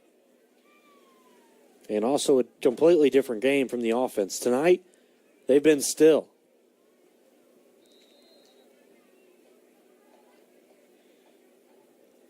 Empty formation, 3 to the right, 2 to the bottom of the screen. Battie to take a shot downfield, single coverage. It's going to be incomplete. Penalty on the play, and it looks like. Let's see what the call is. Is it going to be a false start, Eagle formation, or is it going to be a late hit on the quarterback? Could it possibly be offsides on the defense for a free play? Roughing the passer, personal foul. 15-yard penalty. The Eagles pick up the first down. They're going to need a score. They aren't in a huge rush. They are trailing by 2 scores. They're likely to get the ball back again regardless. Yeah, no rush, but you would like to see them with a little tempo and urgency in this offensive possession. Let's see if Battie can spark this Eagle offense. Still empty formation, which could be good for Battie as he does enjoy running it. Flag on the play, free play. Battie takes a shot downfield. It's going to be incomplete. His intended receiver was Pollard. However, offsides will likely draw a 5-yard penalty. The Eagles been getting them with that hard count the last couple of plays here.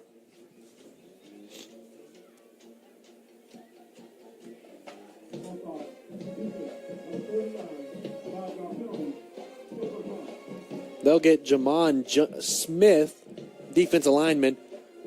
He played football at Clay Chalkville High School in Alabama. Really, really good program. Beat up on Thompson High School a couple weeks ago. 2 really good programs in the state of Alabama. Playing the same division as Hoover. Battie, quarterback draw up the middle. Tries to bounce one outside. Nowhere going. Flag on the play, likely a holding. And another flag on the play, likely a late hit. And now a little scuffle on the far sideline.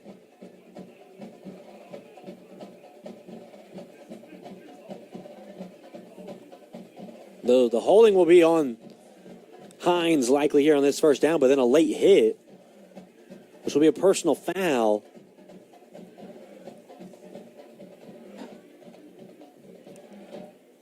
The officials will talk about it.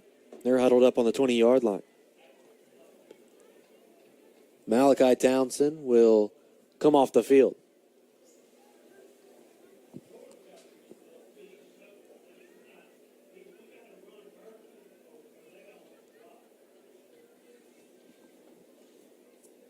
Let's see what the White Hat has to call here.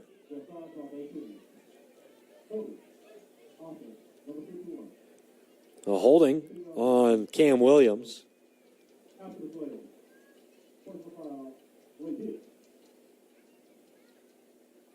And then a late hit on Jones, which will then push it forward 15 yards. And it'll be a first down. Right at the marker.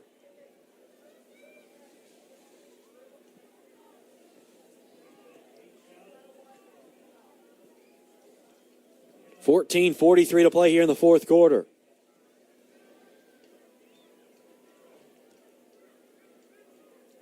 Jarrell Boyd will check in at running back after a couple empty formation plays from the Eagles.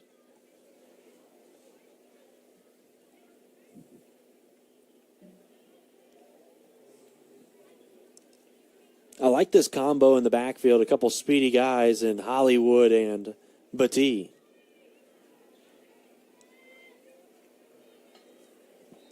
Three receivers wide to the right for the freshman, Clinton High School graduate. A fumble. Batee falls on it.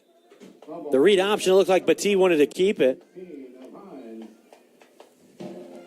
And it falls on the turf, and Batee is able to dive on it. Yeah, just a little miscommunication on that handoff, whether Batee was going to keep it or hand it off to Hollywood.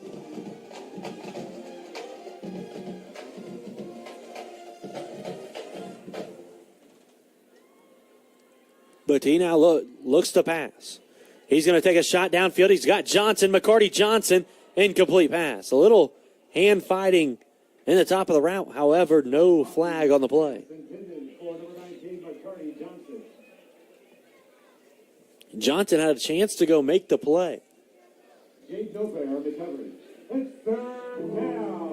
Third down for this Jones defense.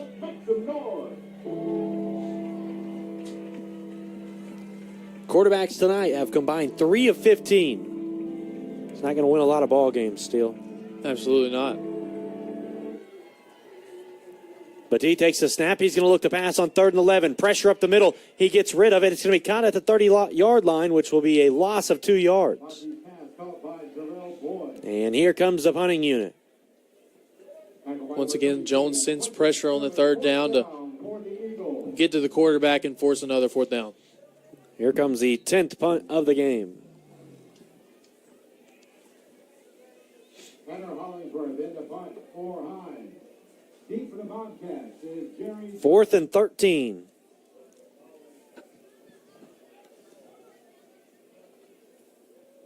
Hollingsworth is going to take it on the right side. He has a blocker in front of him. He's going to pick up a first down and more across the 50, all the way inside the 40-yard line. Tanner Hollingsworth watches the defense run backwards. He picks up the first down.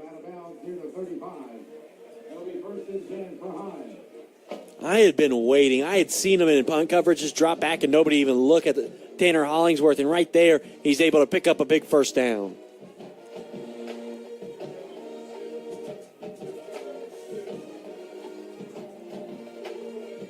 Here comes the offense.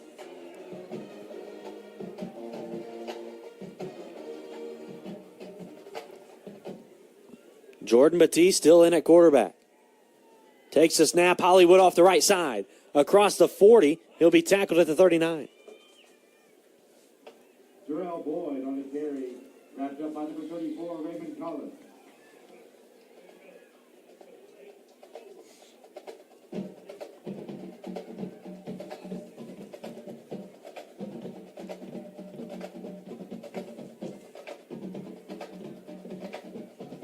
2nd and 9.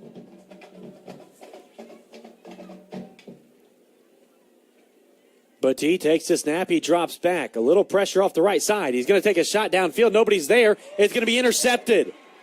Jones intercepts it inside the 10. A big return across the 30. All the way up to the 36-yard line. As Snow was there, the safety.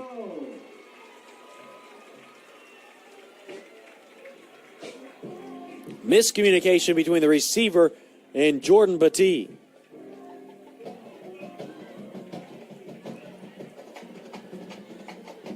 You had the momentum, Steele. You had the momentum there.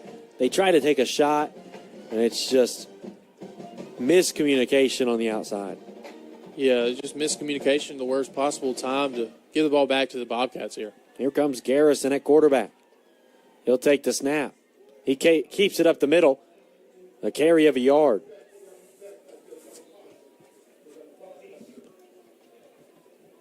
Garrison looks to be shaken up.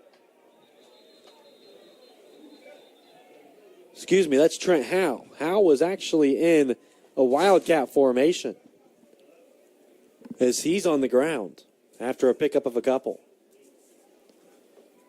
We'll take a quick break as it's 14-3 in the fourth quarter and be back with more Eagle football. I wanted to go into nursing because I really enjoy helping people. I love everything about nursing, and I initially wanted to do this years ago, so I'm actually coming back to, fulfill a career that I'm really passionate about. HINDS is absolutely wonderful. Your teachers are passionate, and you can tell they love what they do, and it really makes everything just come together and enjoyable. The offense back on the field for Jones. It's a 11-point lead. After the injured player goes down, a handoff here to Davis. Davis off the right side, wrapped up at the 40. He tries to spin up to the 41 before he'll be brought down.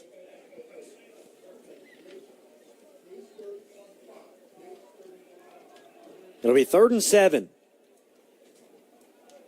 Big opportunity for the Eagles to get off the field right here on this 3rd down.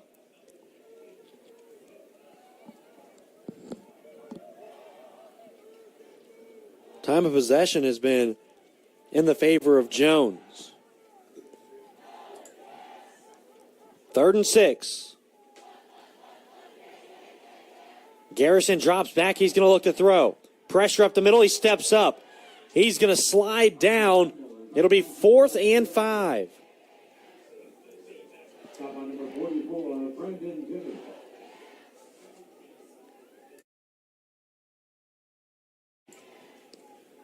Under 11 minutes to play here in the ball game as Cheney will be back to receive the punt. He'll stand on his own 15. Here comes Edmiston, the punter.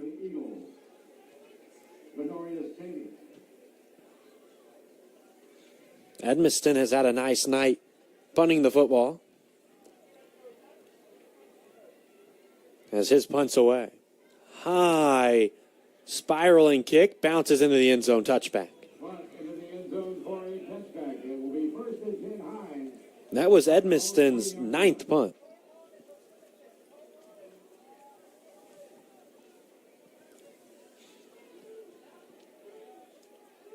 Hines has to find a way offensively to do something. 10 minutes to play, down 11.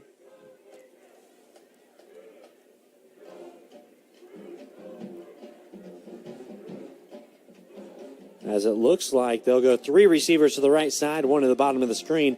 Jaden Reed, the back. And Roman Mula back at quarterback after the interception from Batee. Hard count, they'll move Reed to the left side.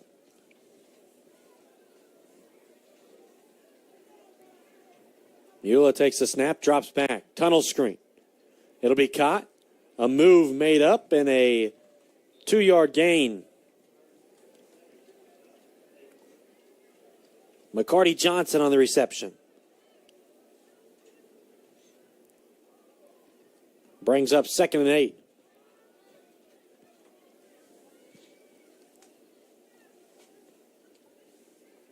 Clock ticks under 9 minutes. Mule looks to pass again. This time drops back. Off his back leg. Tries to find McCarty Johnson again. Johnson drops it. Mule has been under pressure all night.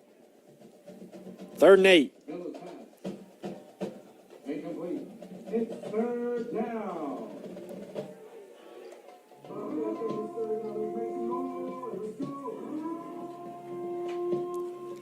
5 of 19 through the air tonight. For 48 yards are the two quarterbacks. Hard count as Howard's running off the field for Jones. 3 seconds on the play clock. Mula gets it off. Rolls out to the right side. He's tripped up in a sack. Roman Mula, sacked by number 24. Pushes him behind the sticks. Down for Hinds Community College. Yeah, the Bobcats decided to go with a 2-man rush right there and get home for another 4th down for the Eagles. And here comes the punting unit. Have a feeling no fakes are up the sleeve here again. Tanner Hollingsworth in the punt for the Eagles. Hollingsworth stands in the end zone. Looks like they may bring some pressure this time. Hollingsworth punt on the way. It will bounce at the 48 as Johnson recovers it. Runs along the left sideline. Runs out of bounds. Jerry Johnson on the return. And Jones will have it in plus territory. Chased out of bounds at the 44-yard line. 1st and 10 Bobcats. Jones will have a 1st and 10 from the 44-yard line.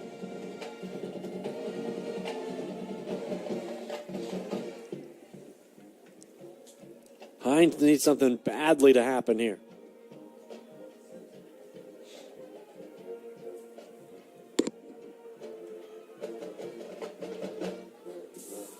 Johnson in the backfield. Now a handoff off the outside. It's a jet sweep. A big run up across the 30-yard line for Houston Johnson. 27-yard line. A big pickup on 1st down. As Hinds has a guy down. It looks like maybe a cramp.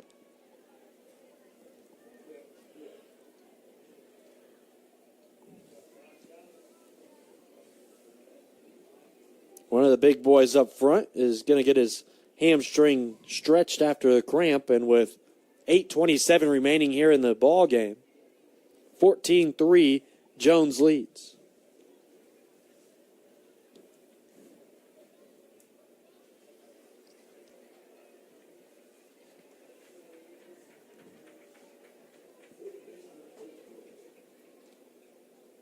It'll be 1st and 10 for Jones as their offense trots back onto the field.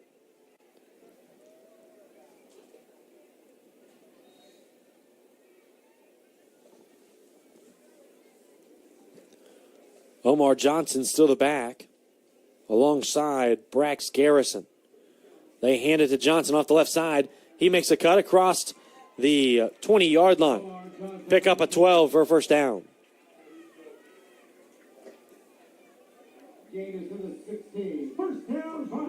And Jones looks good here on this drive offensively, just running it. They haven't had much success on the ground, just 47 yards.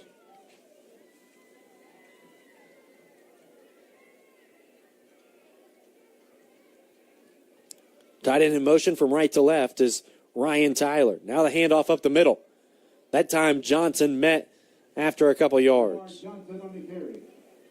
If you're Hinds, you got to at least try to hold them to 3 right here to make it at least a 2-score game and not give up 7 here. 2nd and 8. 2 receivers bunched to the right side of the formation. Man in motion. They give it to him again. It's Houston Johnson. Johnson, a joystick on the outside, tries to make a man miss, dives for the pylon. He's in for a touchdown. 20-3, pinning the PAT. 21-3. Jones leads it.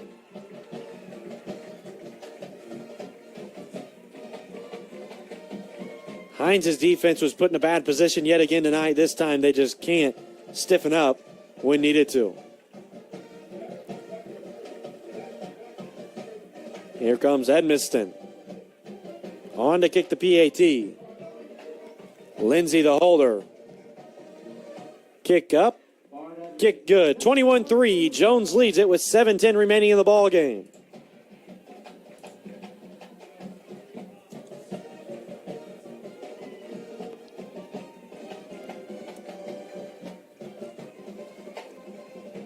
The offense still has just been almost non-existent after a really good performance last week. Yeah, credit to Jones as well. They've done a great job of getting pressure on both Hinds quarterbacks here tonight to kind of, just kind of throw off the offensive plans of Hinds here tonight.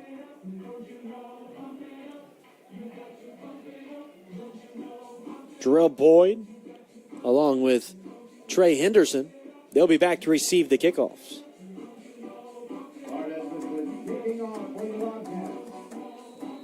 Hinds has to now go extremely fast and find a way to get some points on the board.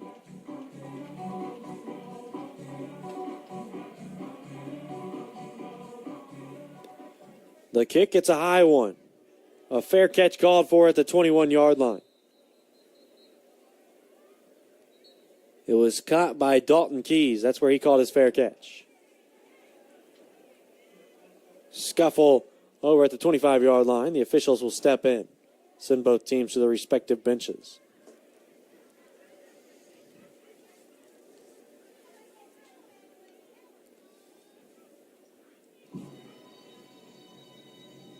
And Roman Mula in the offense will trot back on the field. Jamarian Johnson will be the back on the drive for Hinds. They're in a throwing position. Mula keeps it along the left side. Not a smart move. He goes down for a loss of 4. Yeah, it looked like that defensive end stayed home there on the read option there for a loss of yards there.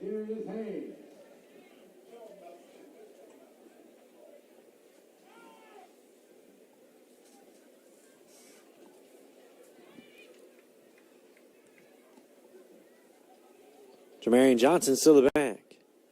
Mula looks to throw. Under pressure again. Scrambles out to the right side. Gets one off. Incomplete.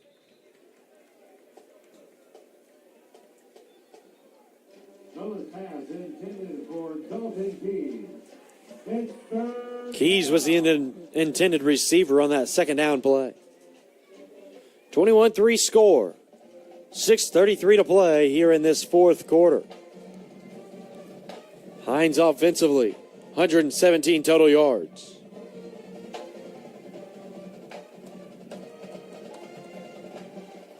Empty formation for Mula. They had a chance for a touchdown early in the game. Lott dropped that ball. Mula has to step up. He's going to look to run across the 25 all the way to the 29-yard line. A fourth down upcoming, 4th and 6. You would think it's 4-down territory here, but it looks like the punt team's going to come out.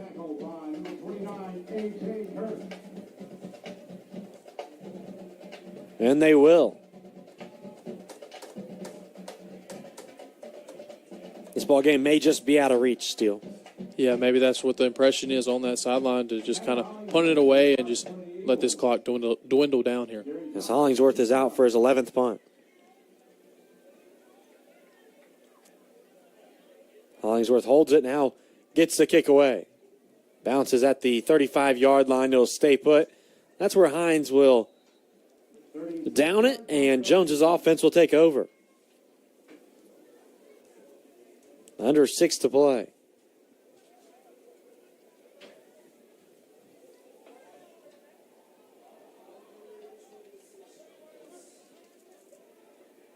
Tonight, Jones has just gone for 263 yards.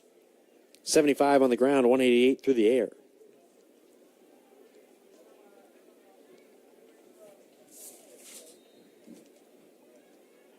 Two receivers wide to the left side, one to the bottom of the screen. Tight end is tight to the formation next to the right tackle. In a 3-point stance. Trent Davis, the back. Man in motion. Now they hand it to Davis. Davis up the middle. Off the right side. Almost brought down. Now slips and is falling at the 39. Cheney comes down. Is credited with the tackle. He got a shoelace and was able to trip up Davis just enough. 2nd and 6.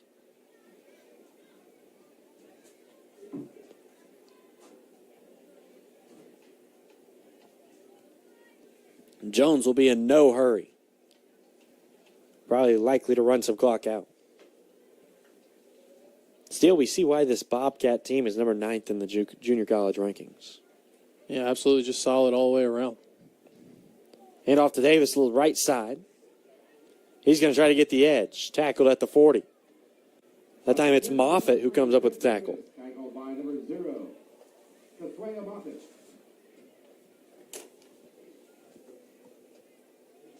At 3rd and 5.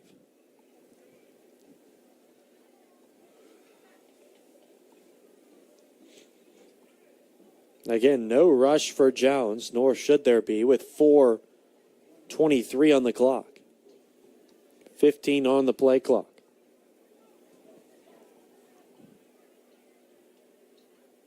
Here's a snap, handoff to Davis. Davis up the middle. He's going to rush forward across the 50-yard line, a pickup of 8 yards for Trent Davis, and the sticks will move for the Bobcats.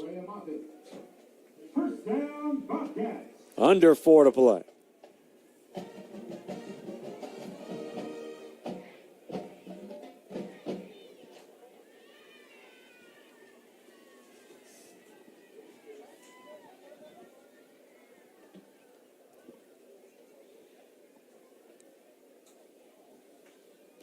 Three wide to the right side. The handoff again. This time Davis off the right side again. He's going to have a big hole up across the 40-yard line. Goes out of bounds. A flag is down, and it's going to be a holding. I see the line judge calling for a holding as there's a scuffle down near the 20-yard line. Nice run right there, but it will be coming back, like you said, for a holding call. Tempers for this defense have flared a little bit as the game's progressed, and, I would be frustrated if I were them, too.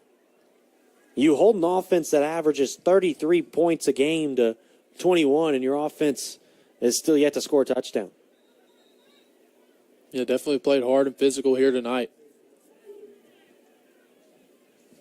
See what the white hat has to give. A holding on Jones. That'll push him back. It'll still be a first down. The spot of the foul was the 39-yard line, which would push him back to the 49. So it'll still be 1st and 10.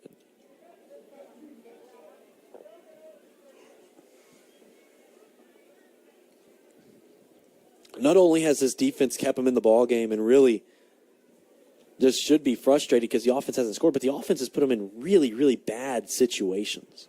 Yeah, like you said earlier about those red zone opportunities for Jones, they're definitely capitalizing on those opportunities. They started with the ball on the first drive or on the second drive inside the red zone. They were able to capitalize on that. And again, they had plus territory on the other score, as that one's a carry off the right side from Johnson. He's tackled at the 49-yard line. But 2 of the 3 touchdowns have come when Jones has started in their own territory. In the HINDS territory moving forward. Yeah, they definitely had favorable, starting out drive opportunities, like you said, in their favorable positions.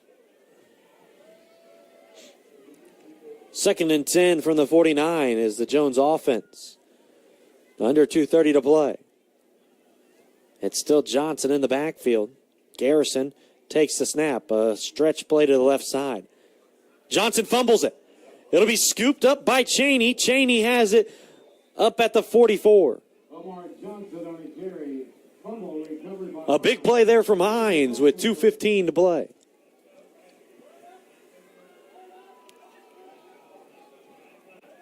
Let's see if HINDS can. There's a legal motion by Jones. It's going to be a declined penalty. Let's see if they can now take advantage of it. Score their first touchdown of the ball game. Yeah, with only 2 minutes left to go, you got to have very high tempo.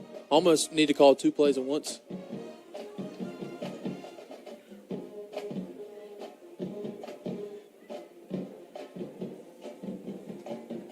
First and 10. Jordan Battie back at quarterback. In the backfield with him, Zaylon Johnson. 3 receivers wide to the right side. Battie drops back. A 4-man rush.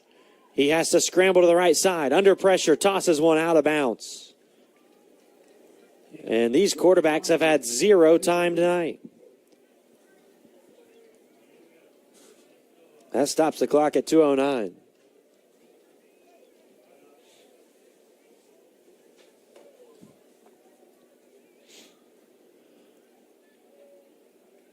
Place has gotten a little bit quiet. 2 receivers both sides for Battie. He looks to hand it off at Zaylon Johnson, a pickup of 3 yards up to the 41-yard line.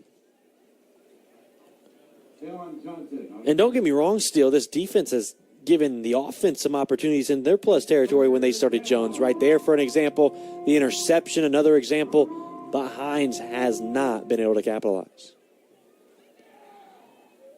The snap. Battie has to fall on it back at the 42-yard line.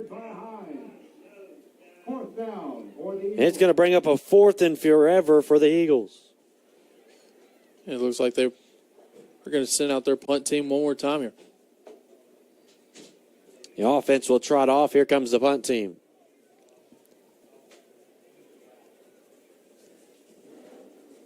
So before the play, after that play, the total yardage for Hinds, 112 yards. Tanner Hollingsworth on for the 11th time. His punt is off. It's a high punt. It'll fall down at the 24-yard line. That's where the Hinds punt coverage team will down it. And Jones's offense will trot back out onto the field for likely what will be the final time tonight. 54 seconds to play. Hey fans, don't forget, stick around after the game for the world premiere of Carson Stanford's new album, Last Name, featuring My Mississippi, Mississippi Queen, You Don't Love Me. Available on all streaming platforms tonight at 11 p.m. Looks like Jones will be in their own victory formation.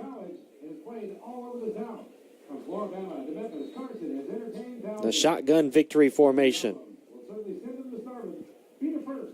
Snap and a knee for Garrison. No timeout will come from the Hinds sideline. However, Jones will have to take one more snap. This one is all but over. Just waiting for that final buzzer to sound. Hinds offensively just could not find their rhythm. It started on the first drive. First 2 drives didn't pick up a first down. Finally, they were able to pick up their first down of the night. And the 3rd drive, outside of that, the offense has been extremely quiet. Just picked up 11 first downs and only 112 total yards. 64 on the ground, 48 through the air. Roman Mula ends with 9 yards on 16 carries. Boyd, 19. He's the leading rusher on 10 carries. And just nothing could go right for Hinds tonight. Defensively, they held him in the ballgame. A 21-3 score. Hinds falls to 2-3 overall. 2-1 in the South Division, as they will be at home next week at 6:30 when they play Southwest Mississippi Community College. Following that, they'll be at home against Inawaba, at Mississippi Gulf Coast, and then at home against Co-Lin. So 3 of the next 4 will be played at home for Hinds. Jones continues to lead the series 55-38-4 after the 97th meeting between the two teams. Roman Mula couldn't find his way offensively. The offense couldn't find their footing. No run game. Couldn't get it through the air. The biggest play of the night for the offense was a fake punt from Tanner Hollingsworth that went 31 yards along the right sideline. However, it wasn't enough to get Hinds back in the ballgame. We'll take a quick break. When we come back, we'll have Stephen Harper and the stats. For more than 40 years, the Hinds Meat Market has provided select, choice, and prime meats to our local community. Pick up some ribeye steaks hand-cut by students in our meat merchandising program, or Honey Ho smoke sausages you can only find here. The market offers beef, pork, chicken, and catfish. We also carry sides, desserts, and Doc's Gourmet seasoning. Visit the Hinds Meat Market in Porter Hall on the Raymond campus of Hinds Community College, or give us a call at 601-857-3721. Elite Physical Therapy wishes all the players a healthy and successful football championship season. Elite is proud to serve the local communities with multiple locations providing secure outpatient therapy and sports medicine services. Our centers specialize in post-op rehabilitation, manual therapy, concussion management, and orthopedics, providing patients convenient scheduling and access to care within 24 hours. If you suffer from an injury, visit myelitept.com to find a center near you. That's myelitept.com. Elite Physical Therapy, proud to One back to Sim Cooley Field, where the Eagles fall to the Bobcats by the score of 21-3. The only scoring of the second half came in the 7:10 mark of the fourth quarter when Houston Johnson scored off a 14-yard touchdown run that kept a 4-play, 45-yard drive that took 1:31 off the game clock. The PAT by Edmonston was good, and the final is Jones 21, Hinds 3. First downs, Jones had 14, Hinds had 11. Total rushes, Jones ran the ball 36 times for only 71 yards and 2 touchdowns. Hinds had 39 carries for 65 yards. In terms of passing, Jones was 15 of 23 for 195 yards and 1 touchdown with 1 interception. The Eagles were only 5 of 20 for 48 yards with 2 interceptions. Total offense, Jones ran 59 plays for 266 yards. Hinds also ran 59 plays for only 113. That's an average of less than 2 yards a play. In terms of punts, that's the main story of the game. The Bobcats punted 9 times for an average of 49 yards a punt. The Eagles punted 12 times for an average of 37 yards a punt. Jones had 3 fumbles and lost 2 of them. Hinds also had 3 fumbles but didn't lose any. Jones was penalized 7 times for 67 yards. Hinds was penalized 3 times for 15. And as we take a look at the individual stats, Tanner Hollingsworth only had 1 carry for 31 yards. That has been basically the only play that has exceeded 20 or more yards for the Eagles tonight. To Jarrell Boyd had 10 carries for only 19 yards. Jaden Reed 4 for 14. Roman Mula had 16 carries for only 10 yards. Jamarian Johnson 4 carries for 5 yards. Zaylon Johnson 2 carries for 2 yards. And Jordan Betty 2 for minus 16. For the Bobcats, Houston Johnson has 5 carries for 31 yards and 1 touchdown. Omar Johnson 7 carries for 25 yards. Trent Davis 9 carries for 22 yards and 1 touchdown. Trent Howell 8 carries for 9 yards. Isaiah Atkins 1 for minus 3. Rex Garrison 5 for minus 5. And Marlon Lindsay had 1 for minus 8. In terms of passing, Mula was 4 out of 16 for 50 yards with 1 interception. Batty was 1 of 4 for minus 2 yards with 1 interception. Rex Garrison was basically the main focal point of the offense for the Bobcats. He was 15 of 23 for 195 yards and 1 touchdown with 1 interception.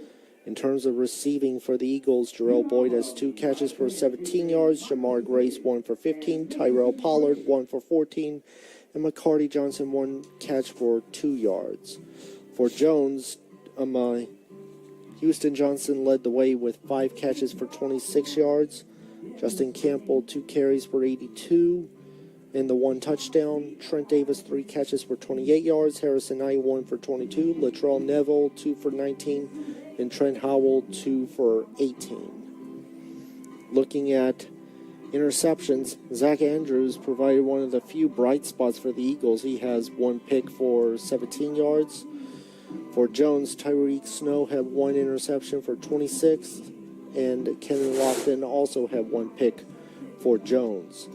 For Hinds, Travell Vivians had 1 sack, and Willie Miller and Zy Haynes both shared a sack.